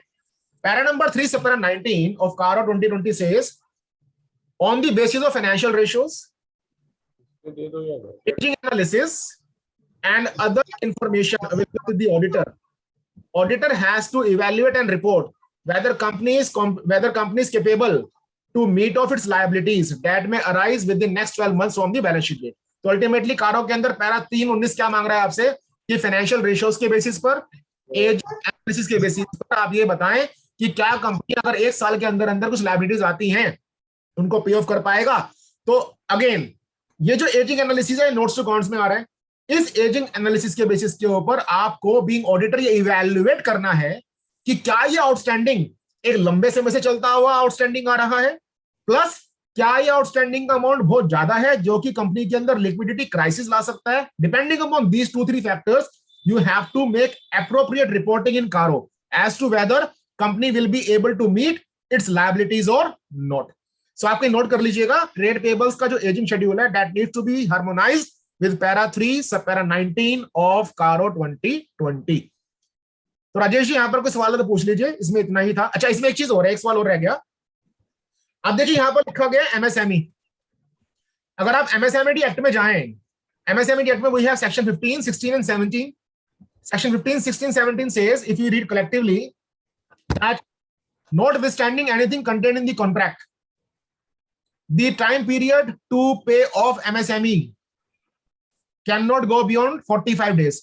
तो 45 दिन के अंदर अंदर पेमेंट नहीं करते हो तो इंटरेस्ट कंपाउंड होना शुरू हो जाता है। You know very well 3 times the bank rate is the interest payable. तो ये चीज आपको कैप्चर करनी पड़ेगी फॉर्म एमएसएमई 1 से रिकंसाइल करते हुए। I repeat, companies have to file ना, आपको पता होगा 6 monthly फॉर्म एमएसएमई 1 जाता है। सो फॉर्म एमएसएमई 1 ध्यान दीजिएगा, बड़ी इंपॉर्टेंट बात बोल रहा हूं। जो ये ब्लॉक यहाँ पर डिस्क्लोज किया जाएगा, इसका रिकंसिलिएशन कैसे कैसे है। फॉर्म MSME 1 के अंदर जो रिपोर्टिंग कर रहे हो, that should be reconcilable with this disclosure, number 1। Number 2, जैसे ही मैं यहाँ पर MSME ड्यूज दिखाता हूं 45 डेज के ज्यादा वाले, मान लीजिए MSME ड्यूज आ रहे हैं मेरे 1 to 2 ईयर्स में, तो साफ लग रहा है ना पता कि 45 दिन से तो बहुत आगे निकल चुके हैं, और मेरे फाइनेंशियल स्टेटमेंट्स के अंदर provision for interest payable on MSME dues नहीं है। It is kind of apparent contravention. तो ये खास ध्यान रखना है। अगर ये कॉन्ट्रावेंशन हो रही है तो ये आपकी प्रोफेशनल जजमेंट है, आपकी प्रोफेशनल कॉल है एज ऑडिटर्स कि आप इसको क्वालिफाई करते हैं कि नहीं करते हैं, बिकॉज एक ग्राउंड रियलिटी एक और भी है, it is not easy to identify MSME enterprises. So depending upon case to case, you have to take a professional call how to deal with this aspect. Number 3, अब देखिए more than 3 years आ गया है ना, क्या ये कह सकते हैं राजेश जी कि मोर देन 3 इयर्स के अंदर जो ट्रेड पेबल आ रहे हैं, these are now time barred debts and they should be written off. Are you getting me? Yes sir, yes sir. ये बहुत बड़ा मुद्दा है सर, क्योंकि अगर आप मोर देन 3 इयर्स में लिख रहे हो तो ये बात तो तय है कि वो टाइम बार्ड के लिए बंदा बोल सकता है कि टाइम बार्ड है। तो यहां ध्यान दीजिएगा, नोट कर लीजिए एक चीज, सुप्रीम कोर्ट का जजमेंट है विशाल जायसवाल केस में, BISAL विशाल जायसवाल केस, उसमें कहा गया balance sheet is an acknowledgement of debt and hence if the debt is reflected in balance sheet it will give it a fresh limitation time. तो अगर मेरा balance sheet के अंदर notes to accounts are also the part of balance sheet ना, अगर balance sheet के अंदर आप कोई डेट दिखा रहे हो तो it will give it a fresh limitation time by virtue of section 18 and 19 of limitation act. तो ये खास ध्यान रखना है कि because of the Supreme Court judgment, even if some debts are more than 3 years, still they're within limitation because they're getting a fresh lease of life by virtue of the judgment given by Supreme Court in Vishal Jaiswal case. Are you getting my point? आगे बढ़ूं यहां से? नहीं sir, एक question यहाँ पर होता है कि यदि मान लो मोर देन 3 इयर्स यहाँ ना दिखाऊं, हाँ तो राइट ऑफ में कर नहीं सकता सर, अगर आप राइट ऑफ कर भी देते हैं तो फिर इनकम टैक्स की इंप्लीकेशन आ जाएगी, सेक्शन 40 यस वही मैं कह रहा हूँ ना, राइट ऑफ तो मैं कर ही नहीं सकता। हाँ, और लिख देता हूँ तो फिर अगेन 3 इयर्स के लिए हो गए फिर वो। हाँ, वो कर सकते हैं नहीं कर सकते हैं, वो इनकम टैक्स के पॉइंट ऑफ व्यू सोचना पड़ेगा। And more importantly Rajesh ji, अगर आप राइट ऑफ कर रहे हो, this could be unilateral right of, and unilateral right of can not relieve you party wise. Yes, party wise नहीं हो सकता है, not waived of the right of recovery ना। तो अगर मान लीजिए ये अमाउंट 10 लाख से ऊपर हुआ, समझने की कोशिश कीजिएगा, 10 लाख से ऊपर हुआ, सॉरी 1 करोड़ से ऊपर हुआ, तो आई वो कर सकता है एज ऑपरेशनल क्रेडिटर। तो हमें ध्यान रखना है कि ट्रेड पेबल का डायरेक्ट कनेक्शन आपका ऑपरेशनल क्रेडिटर अंडर IBC आ सकता है। सो बड़ा ध्यान से इसका डिस्क्लोजर करना है, राइट ऑफ करना है कि नहीं करना है, एंड लिमिटेशन पीरियड का क्या करना है, सारी चीजें इसके अंदर आएंगी। तो यहाँ पर ब्लॉक खत्म हो जाता है, अगले ब्लॉक पर चलते हैं। और मैंने बता दिया आपको, कारों के अंदर इसका समन्वय आपको पैरा नंबर 3 से पैरा नंबर 19 से करना होगा। आपको याद है मैंने अभी कहा था कि एक बड़ा कॉस्मेटिक चेंज है, शॉर्ट टर्म बोनस में दिखाया था ना, दोबारा देखिए टेबल आप, ये टेबल देखिए। शॉर्ट टर्म बोनस में क्या हुआ था, शॉर्ट टर्म बोनस के अंदर राइट हैंड साइड पे देखिए 5 number point, current मैच्योरिटीज of long term borrowings. ये कहां से उठ के आया, अब आगे चलते हैं। पहले हमारे पास अदर करंट लायबिलिटीज था, इसके अंदर आता था current मैच्योरिटीज of long term debt. अब इसको यहां से डिलीट कर दिया। अब और आप देखोगे राइट साइड में मैंने इसको, तो ये यहां से हट गया और कहां चला गया, ये शॉर्ट टर्म बोरोइंग्स के अंदर। तो बड़ा कॉस्मेटिक चेंज है ये। हेलो, आगे देख, metro pillar number 81। Now we have property plant and equipment. तो आपको याद होगा, बड़ा शुरू से करते हैं, जब प्रॉपर्टी प्लांट एंड इक्विपमेंट का ब्लॉक बनता है तो उसमें हम दिखाते हैं ना gross block, additions, deletions, appreciation, closing balance, ये ब्लॉक बनाते हैं हम, मूवमेंट इन असेट शेड्यूल। अब उसमें एक इजाफा हुआ, एक नया चेंज आया, आप देखिए रेड से हाईलाइट किया हुआ है मैंने। जो ये ब्लॉक ऑफ असेट बनेगा उसके अंदर हमें रिवैल्यूएशन कैप्चर करना है, amount of change due to revaluation if change is 10% or more in aggregate of net carrying value of each class of property, plant and equipment shall be disclosed separately। तो मान लीजिए आपने किसी property plant and equipment को revalue किया और वो revaluation का जो अमाउंट है वो 10% या उससे ज्यादा है, ध्यान दीजिएगा 10% या उससे ज्यादा है, तो वो जो रिवैल्यूएशन हुआ है जिस क्लास का वो सेपरेट दिखाना पड़ेगा। मान लीजिए आपका जो मेन ब्लॉक है प्लांट एंड मशीनरी है, अब प्लांट एंड मशीनरी के अंदर आपका मान लीजिए, सॉरी आपका मेन ब्लॉक है प्रॉपर्टी प्लांट एंड इक्विपमेंट, उसमें आ गया आपका प्लांट एंड मशीनरी, एक आ गया आपका लैंड। तो अगर आपने लैंड का रिवैल्यूएशन किया है तो हो सकता है कि लैंड आपकी 4 जगह हो, एक लैंड आपकी नोएडा में है, एक लैंड आपकी मान लीजिए गुड़गांव में है, एक लैंड आपकी मान लीजिए से फॉर एग्जांपल मुजफ्फरनगर में है, एक लैंड आपकी मान लीजिए नजफगढ़ में है, तो 4 लैंड्स में से आपने किसी एक का रिवैल्यूएशन किया, तो जो रिवैल्यूएशन हुआ है अगर वो 10% से ज्यादा का है तो वो सेपरेटली बताया जाएगा। अब वो कैसे बताना है उसके लिए कोई फॉर्मेट नहीं है, आपकी अपनी मर्जी है कैसे बताना चाहते हैं। चाहे आप पैराग्राफ बना दीजिए कि this parcel of land has been revalued for a sum of rupees this which exceeds 10%, बताना होगा। अब ये इतना आसान नहीं है। अगर ऐसा कोई रिवैल्यूएशन हुआ है तो ये कारों में भी कैप्चर हुआ है। कारों में हमारे पास para number 3 sub para number 1 आता है और वहां पर रिवैल्यूएशन की बात फिर से आ गई है। रिवैल्यूएशन हुआ है कि नहीं हुआ, कारो 2003 में होता था, कारो 2015 से हट गया था रिवैल्यूएशन, कारो 2016 में भी नहीं था रिवैल्यूएशन, अब वो वापस आ गया रिवैल्यूएशन कारो 2020 के अंदर।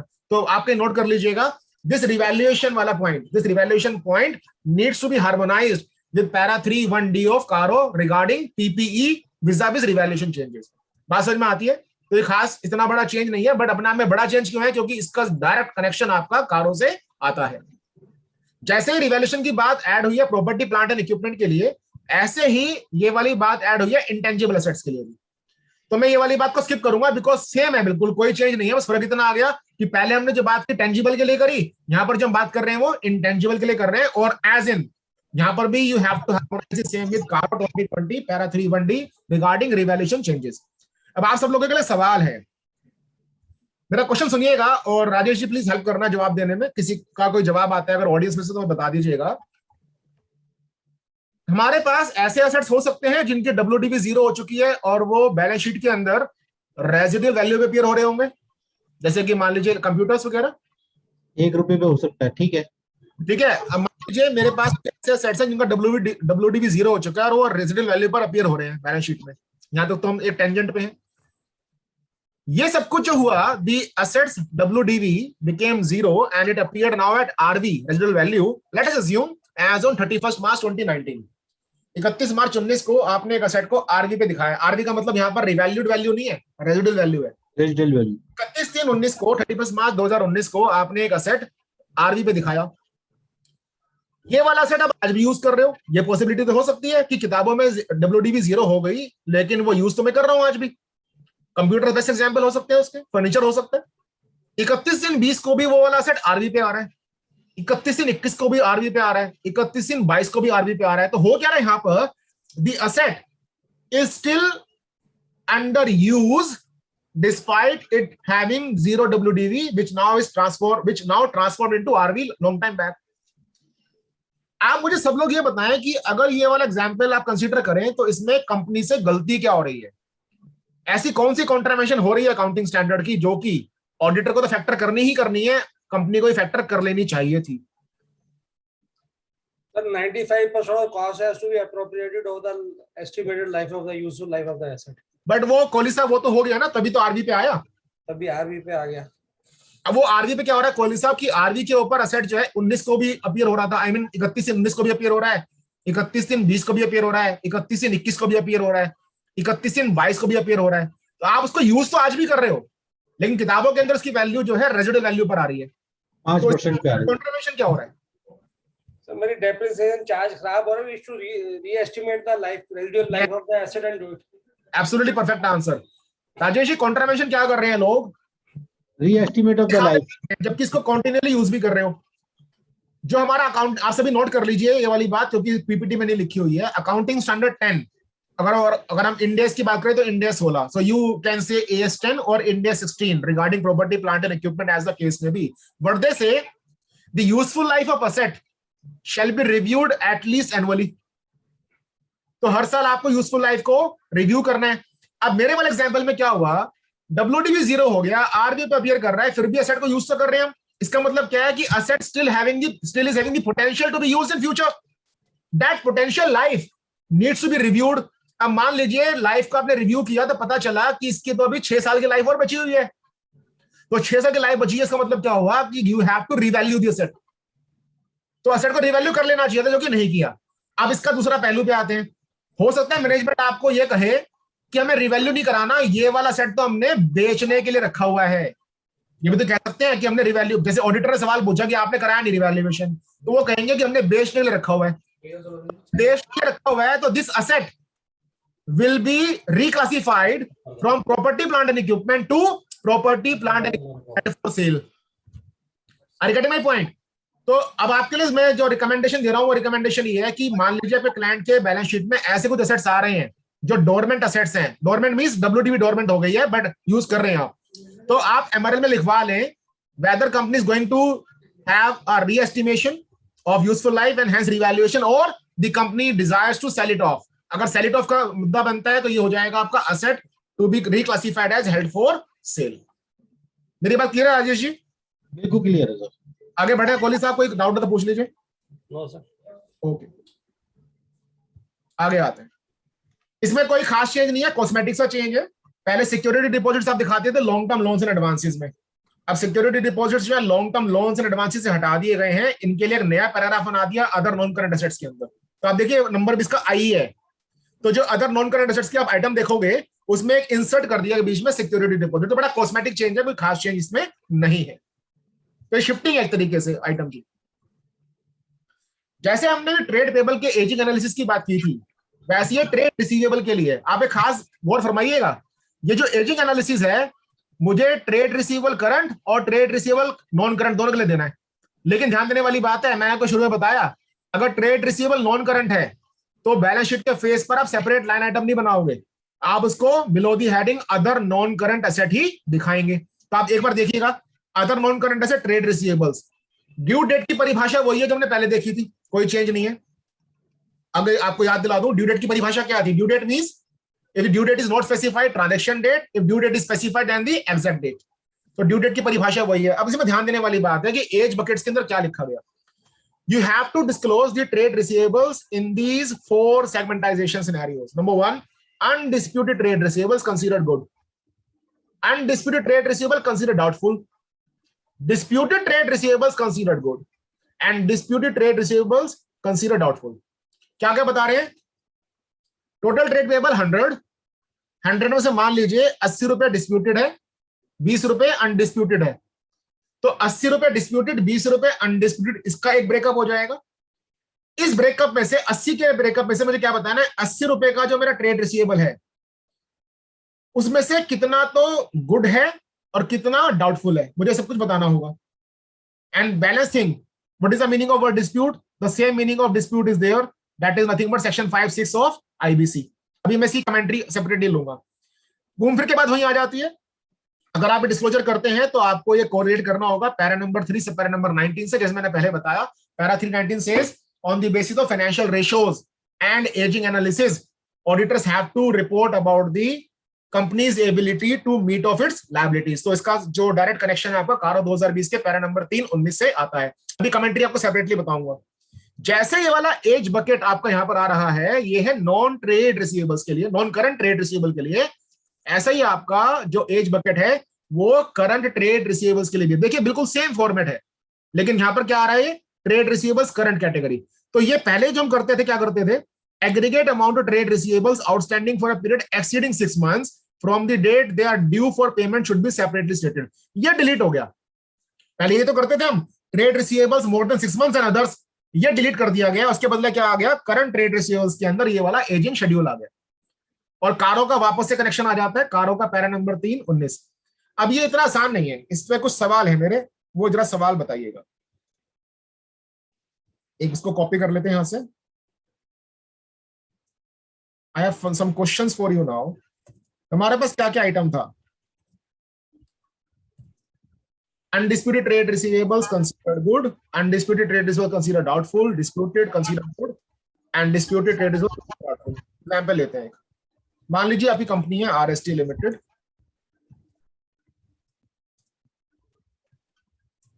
टोटल ट्रेड रिसीवेबल्स मान लीजिए करंट, बहुत समझाने के लिए कर रहा हूं, ज्यादा उसमें डिटेल में नहीं जा रहा, बस मेरे को बताना क्या है गुड और डाउटफुल में फर्क क्या है। मान लीजिए ये आता है आपका ₹1000। Now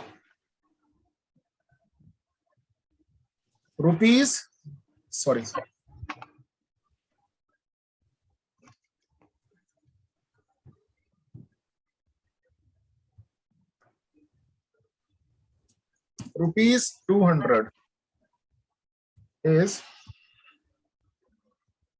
under running account and debtors are paying well on time. Rupees 300 is under running account,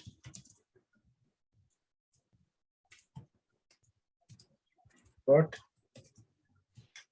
debtors have asked some time to pay off due to COVID lockdown.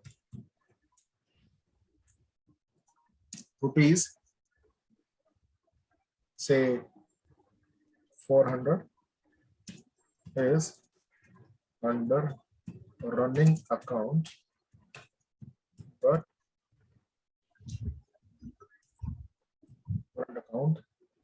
and debtors has defaulted in payment, but has provided some security of his assets for equivalent amount. Rupees 4379, rupees 100 is under running account and is withheld for poor quality of goods. Rupees 30 is from a debtor, which is a government company. Rupees 70 is from say LMN Limited, which is under IBC.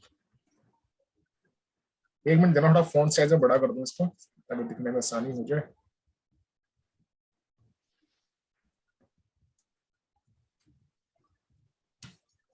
आपके सामने देखिए ये example है। Total trade इसमें मान लीजिए 1000 रुपए के हैं। अब आपके सामने इंफॉर्मेशन दे रखी है 1000 रुपए का ब्रेकअप। 1000 रुपए से अगर हम शुरू करें तो लिखा गया कि rupees 200 is under running account, यानी कि डेटर से हमारी आज भी बातचीत है, उससे बिजनेस होता है। Rupees 200 is under running account and debtors are paying well on time, तो समय पैसे दे देते हैं। दूसरा, rupees 300 is under running account, इसका मतलब क्या है कि डेटर से मेरा बिजनेस आज भी चलता है, बिजनेस बंद नहीं हुआ है उससे, but debtors have asked some time to pay off due to Covid lockdown. तो लॉकडाउन वगैरह लग गया तो फाइनेंशियल क्राइसिस था, उन्होंने कहा कि थोड़ा समय दे दो पे करने के लिए।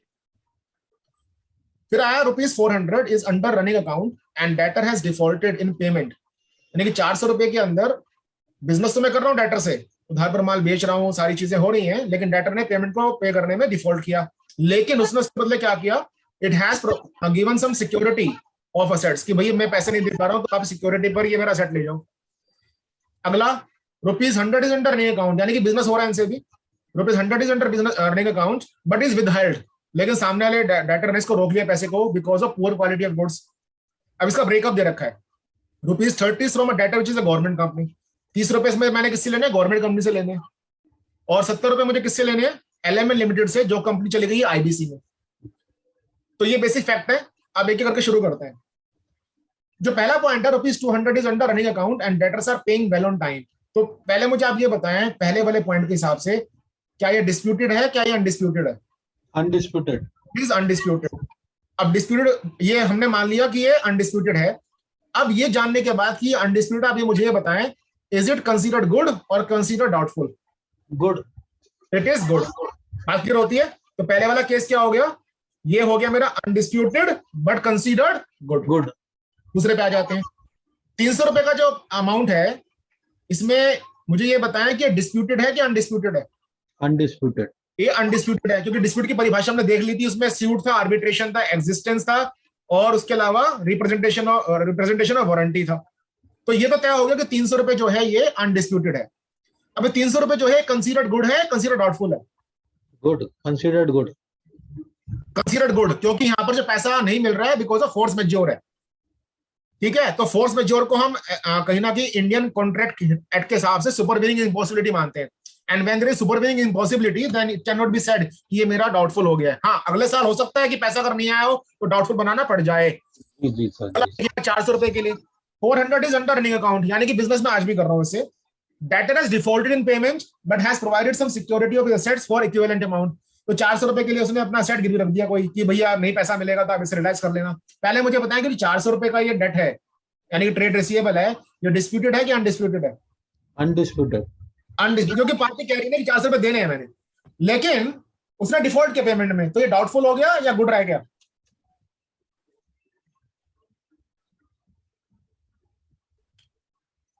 गुड रहेगा सर। ये डाउटफुल हो जाएगा सर, बस ये गलती हमें नहीं करनी है। Why we need to understand, for the purpose of accounting standards as well as Ind AS, when we evaluate doubtful, we will ignore the security being provided. Why? Because that other party may deny the security enforcement by going into some appeal or some kind of litigation. So what you need to understand, accounting चलती है मेरी substance over form पे, and substance over form के अंदर एक चीज है prudence। तो इस अंदेशे से कि सिक्योरिटी दी गई है, शायद डेटर भविष्य में इसको एनफोर्स करने में अड़चन पैदा कर सकता है, तो ये क्या बन जाएगा आपका? डाउटफुल बन जाएगा। डाउटफुल। अब अगले यहाँ पे आते हैं 100 रुपए। जो 100 रुपए है, it was withheld for poor quality of goods. तो राजेश ने 100 रुपए रोक लिए कि गुड्स माल की क्वालिटी अच्छी नहीं थी। पहले मुझे ये बताया कि डिस्प्यूटेड है या अनडिस्प्यूटेड है? डिस्प्यूटेड। डिस्प्यूटेड, ये वाली बात तो तय हो गई। अब इसमें से जो 100 रुपए डिस्प्यूटेड है, इसमें 30 रुपए मुझे लेना है सरकारी कंपनी से और 70 रुपए लेना है मुझे एक ऐसी कंपनी जो कि आईबीसी में चली गई है। सरकारी कंपनी को मान के चलो इसकी फाइनेंशियल हेल्थ अच्छी है। मैं थोड़ा सा यहाँ पर एक डिस्क्लेमर डाल देता हूँ, हैविंग गुड फाइनेंशियल पोजीशन।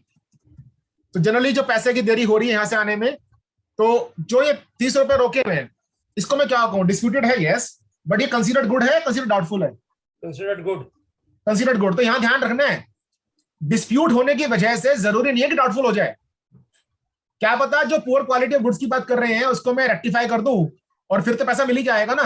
सो कई लोगों में dispute always will result in doubtful, that is not so. अब 70 रुपए जो है वो पैसा रोका हुआ है एलएमएन ने, लेकिन कंपनी आईबीसी में, तो ये क्या हो जाएगा मेरा? बाय डिफॉल्ट डिस्प्यूटेड तो है ही, और ये क्या हो जाएगा मेरा? डाउटफुल, क्योंकि पैसा जो आएगा वो आएगा एज पर दी इंसॉल्वेंसी प्लान, जो भी प्लान वहां पर कल को सैंक्शन होता है। तो राजेश जी एग्जाम्पल क्लियर है सबको? बिल्कुल क्लियर है सर। आप चाहें तो जो लोग सुन रहे हैं इसका स्क्रीनशॉट ले लीजिए, क्योंकि ये स्क्रीन पे टाइप नहीं है, ये तो मैंने अभी हालो टाइप कर दिया इसको। आगे बढ़ते हैं। अब देखिए यहां पर एक चीज, एक मिनट दीजिएगा मुझे। पैरा नंबर 6 आया, पैरा नंबर 6 पहले नहीं था, अब नया पैराग्राफ आया। क्या आ गया? The company has to disclose, what they have to disclose, where the company has not used the borrowings from banks and financial institutions for the specific purpose for which it was taken at the balance sheet date. The company shall disclose the details of where they have been used. तो आपने bank से या financial institution से specific purpose के लिए जो loan लिया था, अगर वो लोन आपने उस पर्पस के लिए इस्तेमाल नहीं किया जिस पर्पस के लिए लोन लिया गया था, तो आपको उसके फैक्ट्स, उसके डिटेल्स नोट्स टू अकाउंट से बताने हैं। ये इतना आसान नहीं है। कंपनी ने डिस्क्लोज किया नहीं किया वो एक अलग विषय वस्तु हो सकता है, but in all the cases this has an access with CARO para number 3 sub para number 9। Para 3 sub para number 9 requires similar reporting to be made by the auditors. इसको हम कई लोग बोलते हैं utilisation of term loans and asset liability mismatch. तो CARO के अंदर भी रिपोर्टिंग है, इररिस्पेक्टिव ऑफ की कंपनी ये वाली बात नोट से बताए या ना बताए। मेरे हिसाब से सबसे डेंजरस अमेंडमेंट है सर ये, सबसे डेंजरस अमेंडमेंट है। और ये कहानी अगर आप कारों में जाएंगे तो para number 3 sub para number 2 में इन्वेंट्री और करंट एसेट्स की रिपोर्टिंग है, जहां पर क्वार्टरली स्टेटमेंट्स की बात भी होती है। सबसे डेंजरस है। हाँ, और वो जो क्वार्टरली स्टेटमेंट्स की बात हो रही है, कारों में तो ऑडिटर को रिपोर्ट करना है और बैलेंस शीट के अंदर जो कंपनी है उसको डिस्क्लोज भी करना है। अभी वो वाला पैराग्राफ भी आएगा सेपरेटली, क्योंकि यदि अकाउंट एनपीए हो गया तो यहीं से पकड़ लेंगे। यहीं से पकड़ लेंगे, यहीं से पकड़ लेंगे। तो देखा जाए तो ये फेस के ऊपर ही सारी इंफॉर्मेशन सरकार मांग रही है ना, अपैरेंटली नजर आ जाए, यहीं से पकड़ेंगे उसको। हाँ जी। अब देखिए इसमें छोटा सा चेंज है। पहले क्या होता था, if in the opinion of the board, board का मतलब क्या होगा? Board of directors, any of the assets other than property plant and equipment and non current investments do not have a value on realization in ordinary course of business at least equal to amount at which they are stated. The fact that board is of that opinion shall be stated. इसका मतलब समझिए क्या है. मान लीजिए आपकी किताबों में 100 रुपए का कोई असेट आ रहा है. Let us assume other than property. अच्छा, असेट भी कौन सा होगा? Other than property, plant and equipment and non-current investments. तो मान लीजिए कुछ ऐसी इन्वेस्टमेंट आ रही है जो करंट इन्वेस्टमेंट्स है. करंट इन्वेस्टमेंट्स की WDV आ रही है ₹100. मार्केट में इसके दाम मिलेंगे मान लीजिए ₹60. तो ये जो गिरावट है वैल्यू की, ये आपको नोट्स में बतानी होगी. अब इसमें इन्होंने क्या किया है, इसमें इन्होंने other than property plant and equipment के साथ इंटेंजिबल भी ऐड कर दिया. तो इसमें कोई खास चेंज नहीं है, मोटा मोटी चीज जो है वो वही की वही है, बस इंटेंजिबल एसेट्स को ऐड कर दिया. तो अगर कोई रियलाइजेबल वैल्यू नहीं है नॉन करंट असेट्स या करंट इन्वेस्टमेंट्स की, तो आपको यहाँ पर बतानी होगी. अगली अमेंडमेंट, ये खतरनाक अमेंडमेंट हो सकती है. खतरनाक का मतलब है ये para number 6Y. Para number 6X delete हो गया. That is there is no need to disclose anything about specified bank notes. जो नोटबंदी वाला जो रोल था वो खत्म हो चुका है, तो उसकी डिस्क्लोजर भी यहाँ पर डिलीट कर दी गई है. अब ये देखिए, ये यहाँ पर लगभग 14 पॉइंट्स हैं. पैरा 6Y 14 पॉइंट्स हैं जिसके ऊपर आपको डिस्क्लोजर करना है. और ध्यान दीजिएगा, गौर फरमाने वाली चीज है, वर्ड्स क्या लिखे हैं? Additional regulatory information. Para number 6Y का जो हेडिंग अगर आप देखोगे तो वो हेडिंग है एडिशनल रेगुलेटरी इंफॉर्मेशन. इसका मतलब क्या हुआ? अगर आपकी कंपनी शेड्यूल 3 के हिसाब से फाइनेंशियल्स बना रही है, तो ये भी तो हो सकता है कि जो 14 पॉइंट्स लिखे हुए हैं, इन 14 पॉइंट्स में से कुछ एक पॉइंट आपकी कंपनी पर एप्लीकेबल ही ना हो. एग्जांपल के लिए आप देखिए point number 13, compliance with approved schemes of arrangements. आपकी कंपनी में मर्जर अमालगमेशन हुआ है तो उसके बारे में ब्यौरा देना है. तो राजेश जी, ये हो सकता है कि आपकी कंपनी का मर्जर अमालगमेशन ना हुआ हो, उसके बावजूद ये पॉइंट देना है, because the words used are additional regulatory information.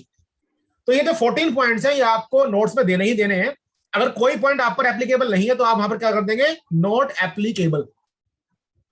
Why? Because this is having the caption additional regulatory information. तो आप किसी पॉइंट को डिलीट नहीं कर सकते, आपको हर एक पॉइंट बताना होगा, और हर पॉइंट के आगे जो चीज एप्लीकेबल है वहां तो ब्यौरा आएगा ही. जो पॉइंट एप्लीकेबल नहीं है वहां पर आप क्या कर देंगे? Not applicable. अब ये 14 पॉइंट्स कौन कौन से, इनको फटाफट देखते हैं. पहला है title deeds of property which is immovable whether held in the name of company और नॉट. तो इसको मैं स्किप करूंगा.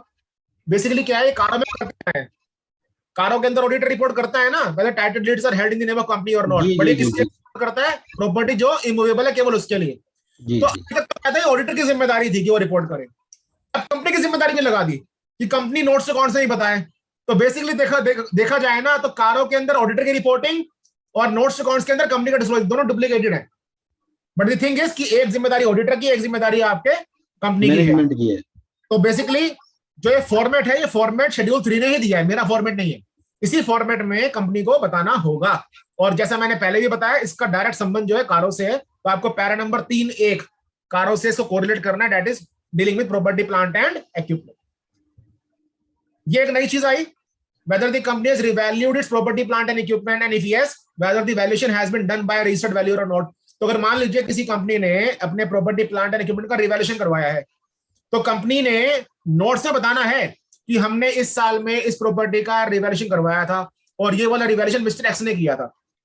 अब खास चीज क्या है, वर्ड्स लिखे गए हैं, whether the person who valued, in my example mister x, is registered valuer और नॉट. राजेश जी, जो रजिस्टर्ड वैल्यूअर ये वाला है, ये इनकम टैक्स का जो वैल्यूएशन करता है, जरूरी नहीं है कि वही हो. This person, registered valuer, must be the person who is having the license to act as registered valuer from Insolvency and Bankruptcy Board of India, IBBI. तो मान लीजिए कंपनी ने कहा कि मैंने मिस्टर एक्स से करवाया रिवैल्यूएशन. तो आप देख लीजिएगा जो मिस्टर एक्स हैं, क्या वो IBBI की साइट के ऊपर उनका नाम अपीयर हो रहा है कि नहीं हो रहा, एज रजिस्टर्ड वैल्यूअर. तो the registered valuer here means the valuer who is licensed by Insolvency and Bankruptcy Board of India. और कोई वैल्यूअर यहाँ पर नहीं चलेगा. इसको वापस से you have to correlate with CARO para 3(1)D. मैंने थोड़ी पहले बताया आपको कि कारो में 2003 में रिवैल्यूएशन की रिपोर्टिंग होती थी, वापस आ गई है, तो इसको आपने वापस से कोरिलेट करना है पैरा 3(1)D फॉर रिवैल्यूएशन. ये भी खतरनाक आइटम आया पैरा 6(3). इसमें क्या बताना है आपको? कंपनी ने, देखिए 2-3 चीजें समझने की कोशिश किया. क्या कंपनी ने अपने प्रमोटर्स को, डायरेक्टर्स को, KMPs को या पार्टी रिलेटेड को, मैं फिर से बोलता हूं 4 लोग हैं, क्या कंपनी ने अपने प्रमोटर को, डायरेक्टर को, KMP का मतलब क्या होगा, की मैनेजमेंट पर्सनल, या पार्टी रिलेटेड को लोन दिया है? अगर कंपनी ने ऐसा कोई लोन दिया है तो इस फॉर्मेट में रिपोर्टिंग करनी है। और रिपोर्टिंग कैसे करनी है? दो भागों में बांट कर रिपोर्टिंग करनी है। You have to bifurcate the reporting in two parts.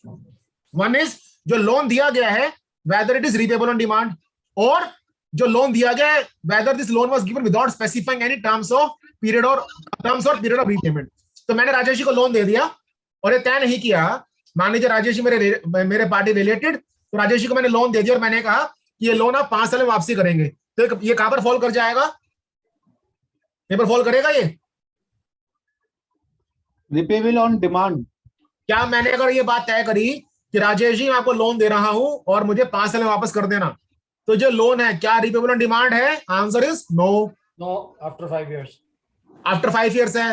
क्या ये वाला loan without specifying terms of repayment, period of repayment है? Answer is no. नो जिसमें ये तय कर लिया कि 5 साल में वापसी करना है, वो यहां पर नहीं आएगा जी।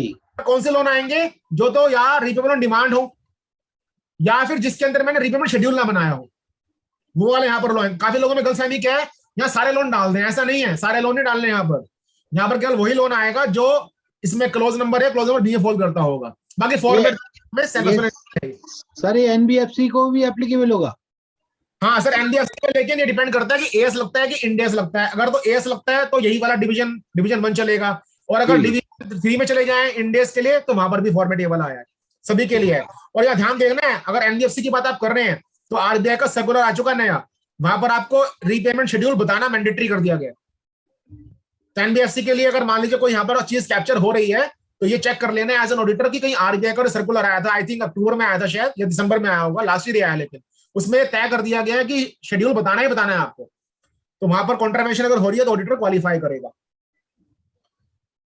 इसका भी कारों से कनेक्शन है। अगर आपने प्रमोटर, डायरेक्टर, केएमपी या पार्टी रिलेटेड लोन दिया है तो इसकी रिपोर्टिंग कारों में 3 जगह होती है। Para number 3, sub para number 3। Para number 3, sub para number 3 क्या कहता है कारों का? Loans guarantee security given to subsidiary, joint venture, associates और एनी अदर पर्सन। तो एनी अदर पर्सन के अंदर तो चारों पार्टी ये वाली भी आ जाएगी। दूसरा आता है para number 3, sub para number 4।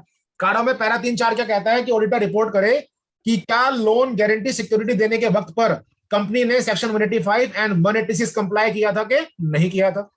फिर आता है para number 3, sub para number 13। Para number 3, sub para number 13 क्या बात करता है? Compliance of related party disclosures. तो ये तीनों चीजें कारों में ऑडिटर को रिपोर्ट करनी है, और ये तीनों चीजें इस वाले पैरा नंबर 6 Y3 से संबंधित है। तो यहाँ पर जो इस वाले ब्लॉक में मेन चीज थी ना समझने वाली राजेश, वो एक ही चीज थी कि सारे लोन नहीं आएंगे यहाँ पर, केवल 2 कैटेगरी के लोन ही आएंगे, रिपेबल ऑन डिमांड या ऐसे लोन जिसके अंदर रीपेमेंट शेड्यूल स्पेसिफाई नहीं किया हुआ है। ये कैपिटल वर्किंग प्रोडक्ट्स का एजिंग शेड्यूल है, तो इसके अंदर कोई खास चीज बताने वाली है नहीं कि सीडब्ल्यूआईपी का जो ब्लॉक चल रहा है उसमें क्या बताना है। बस इसमें खास बात ध्यान रखिएगा आप देखिए इसमें लिखा है प्रोजेक्ट्स टेम्परेरी सस्पेंडेड। तो जब आप यहां पर डिस्क्लोजर डाल रहे हैं project suspended and projects in progress, तो ये ध्यान दीजिएगा जो बोरोइंग कॉस्ट है उसका कैपिटलाइजेशन ठीक से हो, क्योंकि इस वाले ब्लॉक के जरिए मैं बोरोइंग कॉस्ट के बारे में इवैल्यूएशन कर सकता हूं कि बोरोइंग कॉस्ट ठीक से कैपिटलाइज हुई है कि नहीं हुई है। दूसरी चीज, सीडब्ल्यूआईपी कंप्लीट भी होगा तभी तो बनेगा सेट। तो जो आपका ब्लॉक बनता है ना फिक्स्ड एसेट्स का, जिसको आज हम बोलते हैं प्रॉपर्टी, प्लांट एंड इक्विपमेंट, तो सीडब्ल्यूआईपी कंप्लीट हुआ तो it will travel into block of asset. तो ब्लॉक ऑफ असेट जब बनाएंगे तो उसमें देखना पड़ेगा आपको जितना सीडब्ल्यूआईपी कंप्लीट हुआ है वो सीडब्ल्यूआईपी के इस ब्लॉक से तो घट जाए और पीपी के ब्लॉक में ऐड हो जाए। Getting point? तो ये मूवमेंट दिखानी पड़ेगी आपको। जो ये सीडब्ल्यूआईपी आप देख रहे हो इसी तरह का सीडब्ल्यूआईपी, ये तो है टेंजिबल एसेट्स के लिए, ऐसा ही आपका इंटेंजिबल एसेट्स के लिए भी है। तो मैं दोनों चीजें स्किप कर रहा हूं क्योंकि टेंजिबल इंटेंजिबल दोनों सेम है, इसमें कुछ खास चीज नहीं है। बस ध्यान क्या रखना है, this very reporting of CWIP for tangibles as well as intangibles need to be correlated with CARO. Para number 3 sub para number 17 and para number 3 sub para number 19।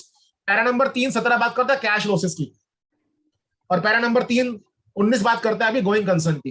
तो जो कैश, जब ये प्रोजेक्ट्स बन रहे होते हैं जेस्टेशन पीरियड के अंदर, तो कैश लॉस इंकर हो सकता है ना।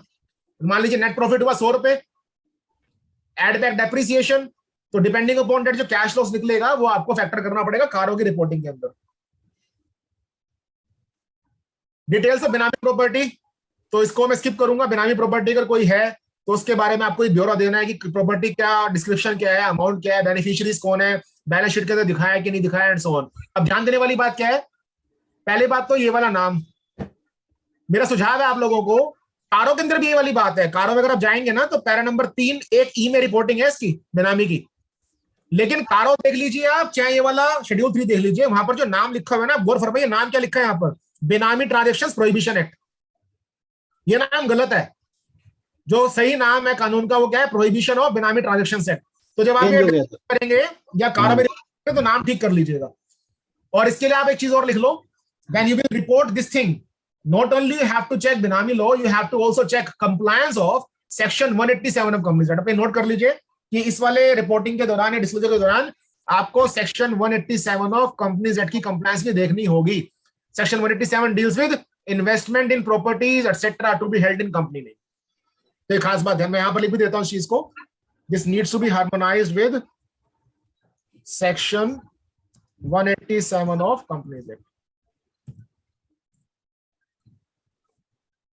तो इससे आपको ये हार्मनी करनी है। सर एक बात बताओ यहाँ पर, हाँ जी, auditor is liable to do the audit only the transaction which are recorded in the books of account, auditor is also required to do the audit of notes to accounts, right? ठीक है ना, but the property or entry which is not recorded in books of account, whether auditor is liable? Auditor can be made liable if he is not able to substantiate कि मैंने alternative procedures क्या इख्तियार किए। Example के लिए एक तो MRL तो हो गई, एमआरएल तो बड़ी आसान चीज है ना। उसके अलावा I can search on property portal, जैसे मान लीजिए दिल्ली गवर्नमेंट का पोर्टल है, उस पर आप चेक कर सकते हैं, जो सेंट्रल रजिस्ट्री है उसे चेक कर सकते हैं। तो थोड़ा सा आपको एक्टिविटी दिखाना पड़ेगा कि ऐसा कुछ हुआ है कि नहीं हुआ। बैंक स्टेटमेंट से पता चल सकता है, अगर बैंक से पेमेंट गया हुआ है तो कोई पेमेंट ऐसा है, मान लीजिए इसको बोलते हैं रूटिंग ट्रांजैक्शन।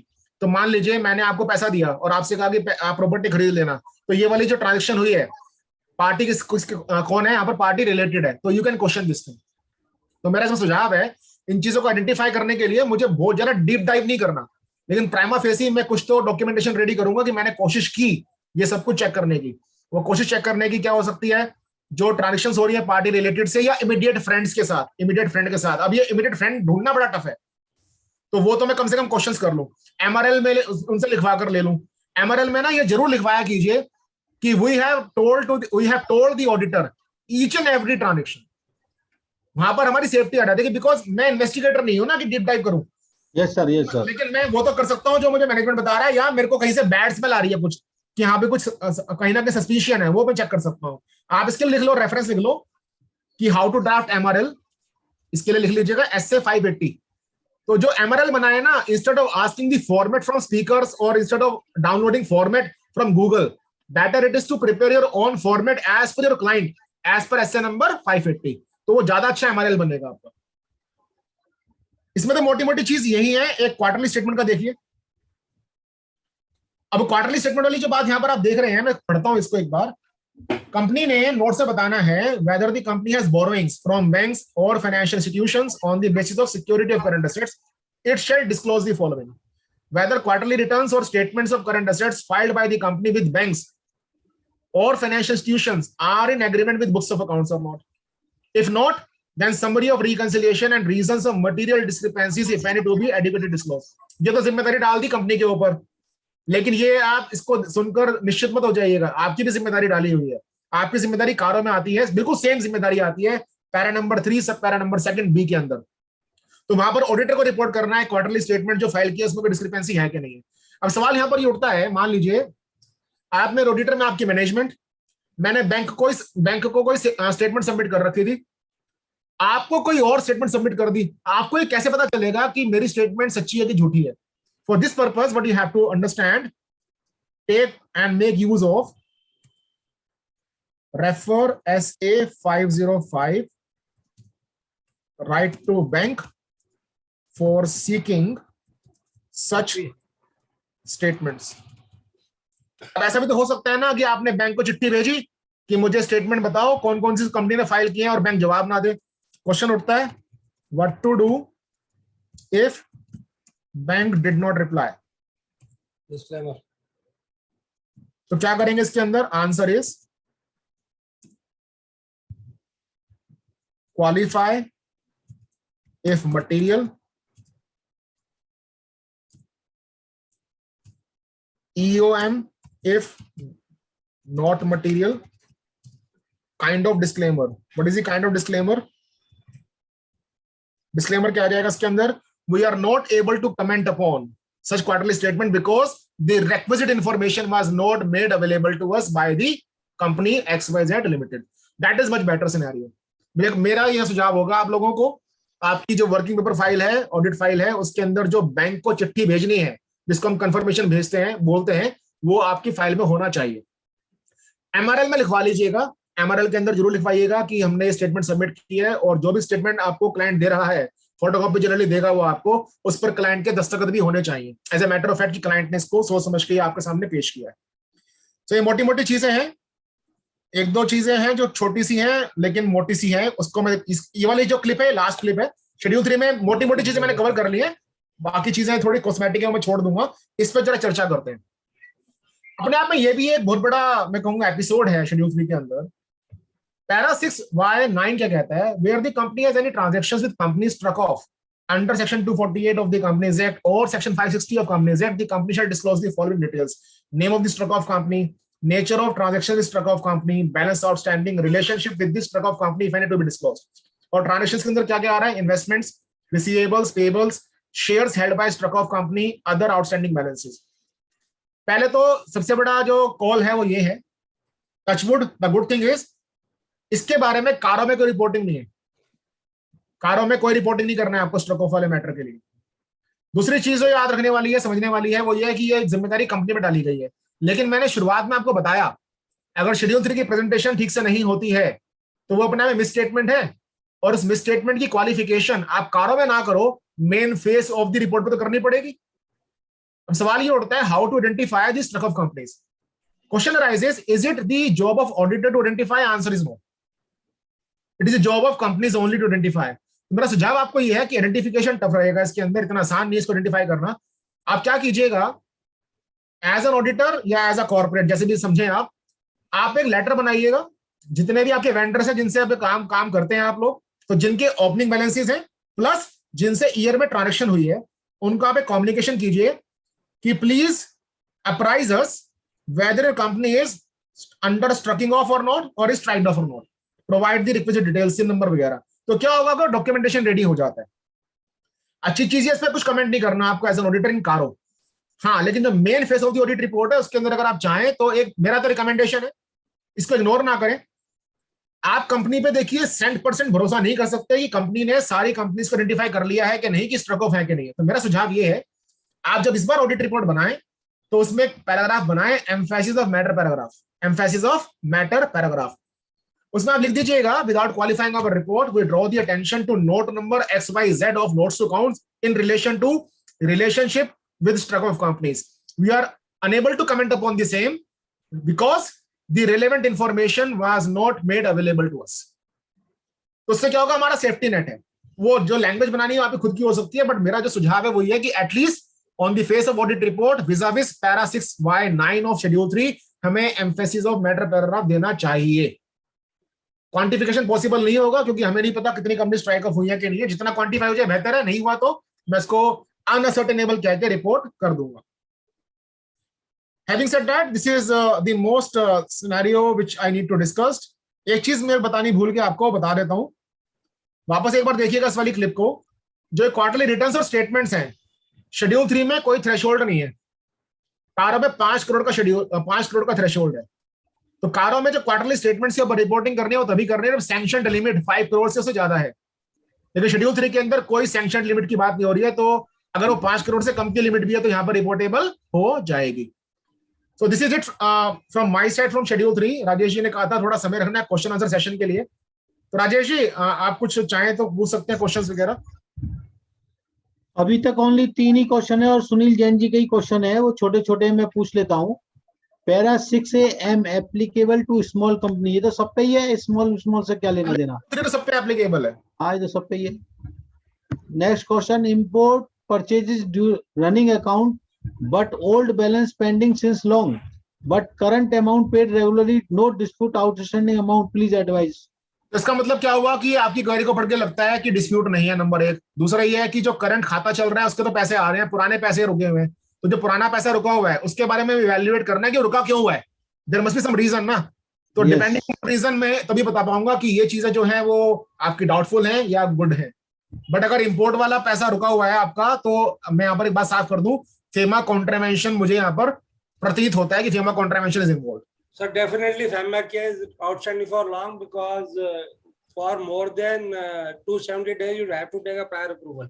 हाँ, तो वो जो फेमा कॉन्ट्रावेंशन उसके बारे में आप जरूर देख लीजिएगा। बाकी as far schedule 3 is concerned उसके बारे में तो मैंने आपको बता ही दिया।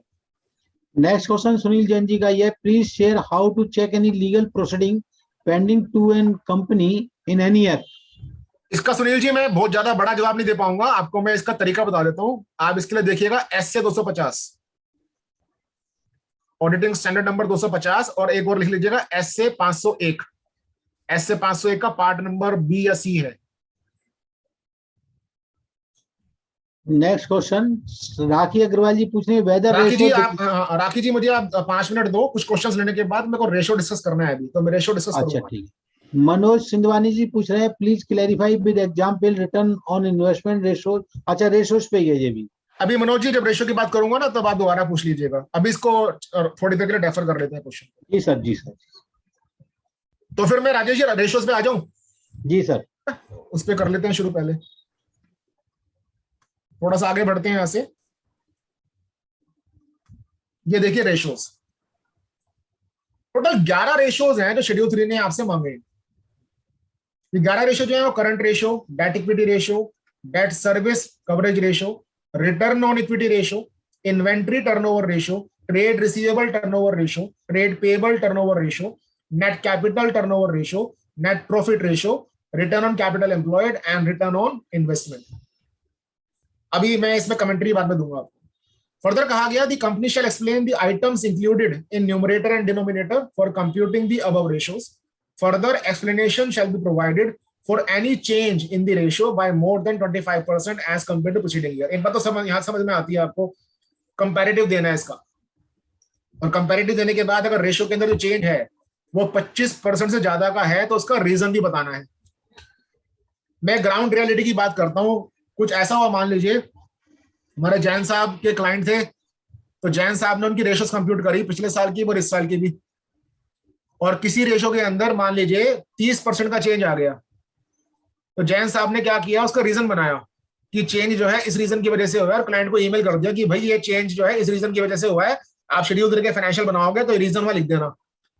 हम में से कोई भी सीए जो ऑडिट करता है वो ये कतई ना करे।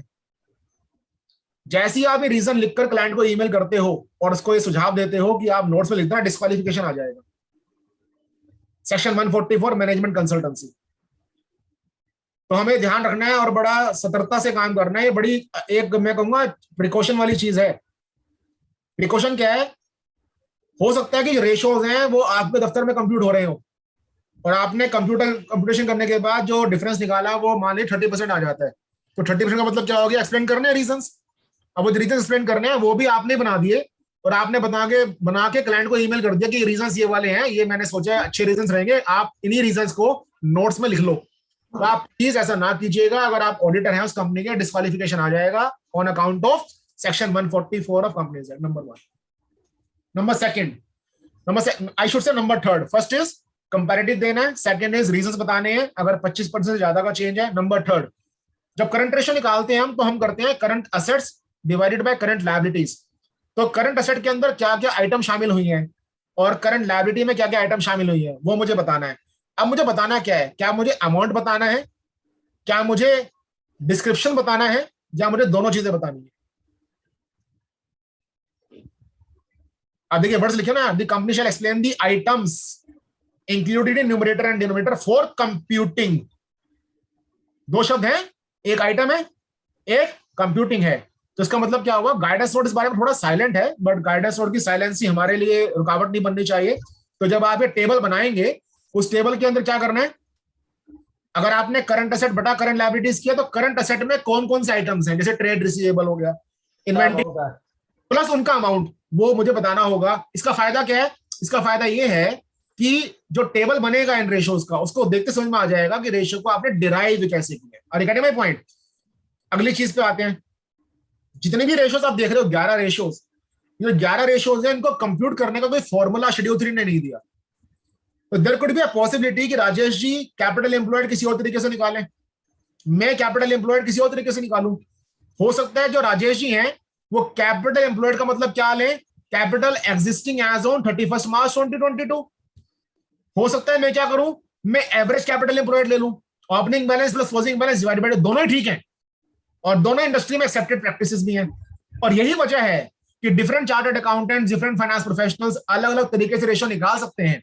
तो कोई कंट्रोल तो चाहिए ना। कंट्रोल क्या है, वो कंट्रोल यही है जो आपका लास्ट बुलेट पॉइंट है कि आप कौन सी आइटम को इंक्लूड कर रहे हो न्यूमरेटर में और कौन सी आइटम को इंक्लूड कर डिनोमिनेटर में, साफ साफ बता दें। तो अगर मैंने एवरेज कैपिटल एम्प्लॉयड लिया है तो एवरेज कैपिटल एम्प्लॉयड के अंदर डिनोमिनेटर मेरा क्या हो जाएगा, opening capital plus closing capital divided by 2।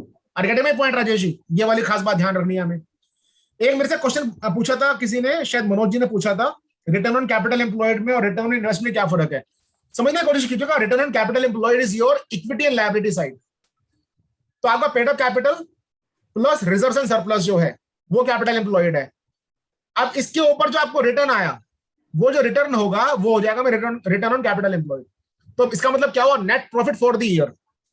Return on capital employed का मतलब क्या होगा, ये फॉर्मूला अलग अलग हो सकता है सभी लोगों के लिए, मैं उदाहरण ले रहा हूं केवल।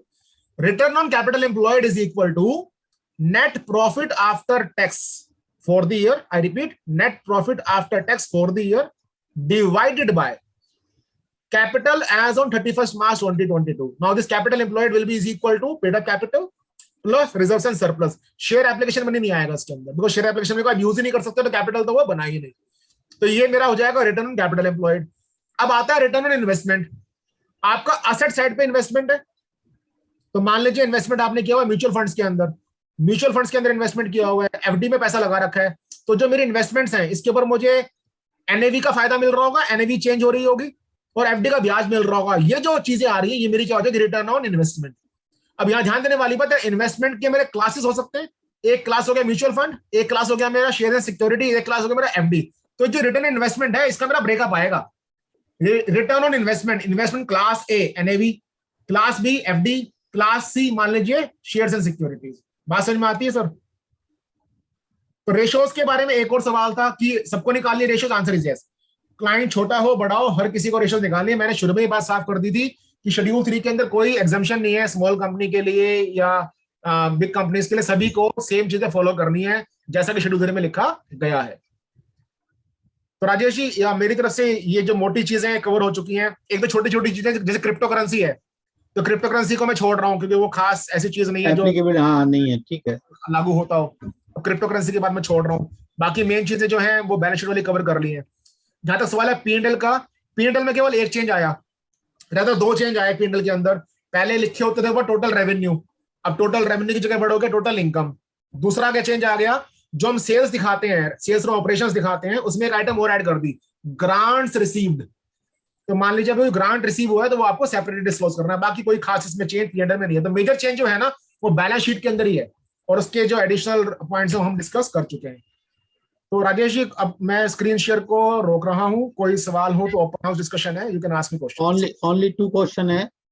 एक तो पंकज गुप्ता जी पूछ रहे हैं कि any balance sheet published for listed company till now. Pankaj ji मैं कमेंट नहीं कर पाऊंगा, मैंने अभी इसको देखा नहीं है तो इसके लिए माफी चाहूंगा। मनोज सिंधवानी जी का 31 मार्च 22 अभी नहीं आई, 31 दिसंबर वाली आई हुई है। अच्छा, so it's not applicable our case. Next question Manoj Sindhwani ji पूछ रहे हैं, कवर कर लिया मनोज जी का। Please clarify with example return on investment. ये तो हो ही गया, ये भी क्लियर हो गया, ये हो गया। I think there is no question. अगर किसी का क्वेश्चन है तो मेरा क्वेश्चन है आप सब लोगों से। जी सर, जी सर। क्या अगर आप शेड्यूल 3 देखें उसमें एक रिपोर्टिंग एक डिस्क्लोजर रिक्वायरमेंट है, क्योंकि अब टाइम बचा हुआ है तो हम उसको भी ले लेते हैं। एक डिस्क्लोजर रिक्वायरमेंट आया अनरिकॉर्डेड इनकम का। तो शेड्यूल 3 के अंदर कंपनीज को ये बताना है कि क्या आपने साल के अंदर यानी कि 21-22 के अंदर अपना कोई इनकम सरेंडर किया या डिस्क्लोज किया as a result of tax assessment under income tax act. तो जो ये सरेंडर्ड इनकम के बारे में बताना है, इसी की कोरस्पॉन्डिंग रिपोर्टिंग ऑडिटर को भी करनी है कारों के अंदर। तो कारों में फिलहाल नहीं जा रहे, हाँ नेक्सस तो है। अब लिखा गया इनकम सरेंडर और disclosed under tax assessments as per income tax act. Hypothetically मान लीजिए कि इस साल वो चल रहा होता IDS, income disclosure scheme 2022, hypothetically example के लिए ले रहा हूं मैं, कोई एमनेस्टी स्कीम होता। Now this amnesty scheme is notified under finance act, not under income tax act. तो ऐसे सरेंडर्स या ऐसे डिस्क्लोजर्स जो एमनेस्टी स्कीम में हुए हैं, वो शेड्यूल 3 में नहीं आपको डिस्क्लोज करना, निकलना ये वही डिस्क्लोजर करना है जो assessments under income tax act है। तो अगर कोई assessment other than income tax act के तहत हुई है और आपने वहां पे डिस्क्लोजर किया है, तो वो शेड्यूल 3 में नहीं आएगा, एंड सिमिलरली वो कार में भी रिपोर्टेबल नहीं होगा। अगली चीज, क्या शेड्यूल 3 कैश फ्लो स्टेटमेंट के लिए बात करता है?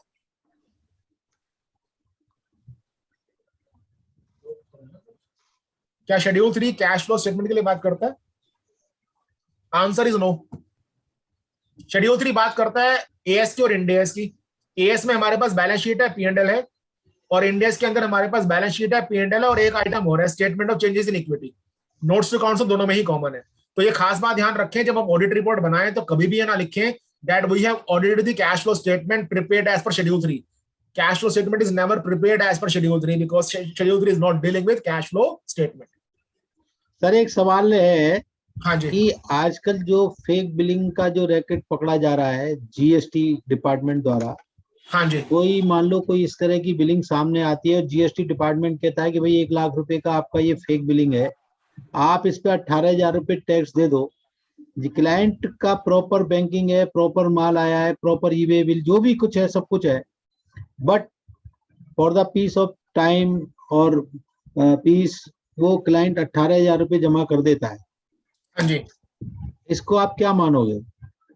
मतलब क्या मानना है ये मुझे बताए ना।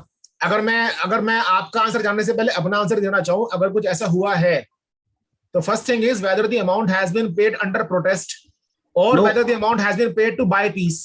By piece.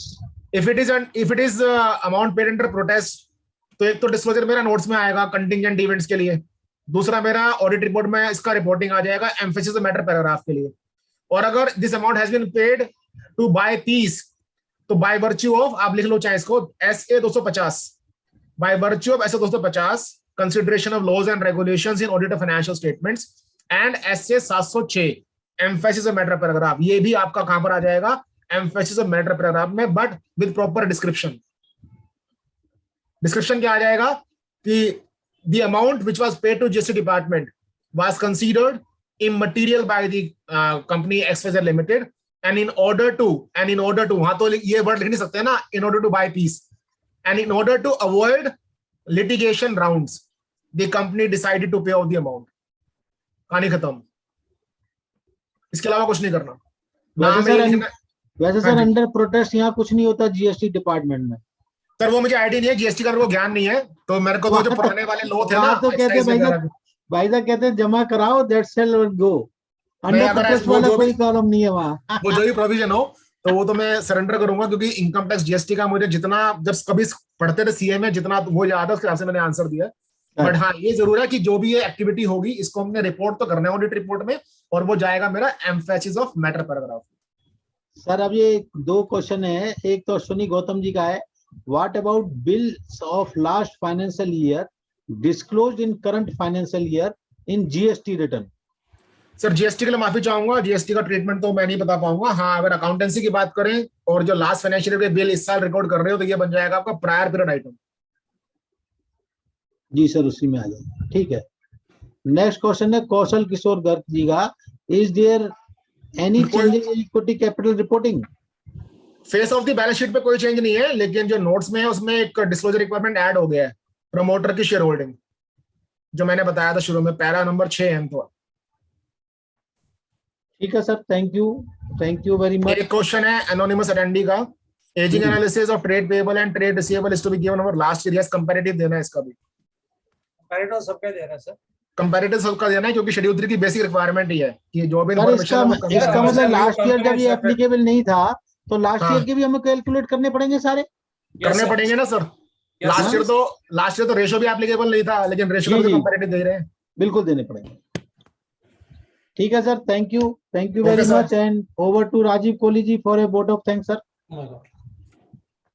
Thank you, Kamalji, for a very lucid, comprehensive presentation in a very easy manner, hitting all the points, nail on the head, to the point, thank you taking sir. all the questions and elaborating so many things. Sir, one point was like, right, ki whether there is some litigation pending or not, so people have to look into what the legal and professional expenses were paid during the year. Should get the slight feel of the things. What is the cases which are happening? It is not being yes, taking the books of account. So that is a Right. thing you can always see, because many a time you see a very fat fee paid to an advocate. So something is as an auditor, the instinct should come, something, the inference has to be done there. And everyone has enjoyed, I think basically is more and more of reporting and more government work being done, because more than 3 years is a thing. Whether it's going to be your income or my expenses, defined companies are point which will be a significant point, because basically if you have old outstanding secure, repercussion would be very large once the defined company reporting comes in a carro also. अभी तो directors कर रहे हैं ना, अभी बचाव हाँ है, जी, हाँ जी, हाँ जी। हाल में तो बहुत, it's a very very dangerous point, because the companies are dead and buried, but either as an asset or as a liability or as a security I'm having. So that are lots of things. Thank you very much. We really enjoyed and looking Thank you, forward to you ask more. Thank you. Thank you sir, thank you very much sir. Rajesh ji ज्यादा थे। Yes sir, thank Okay, you, sir. Thank you.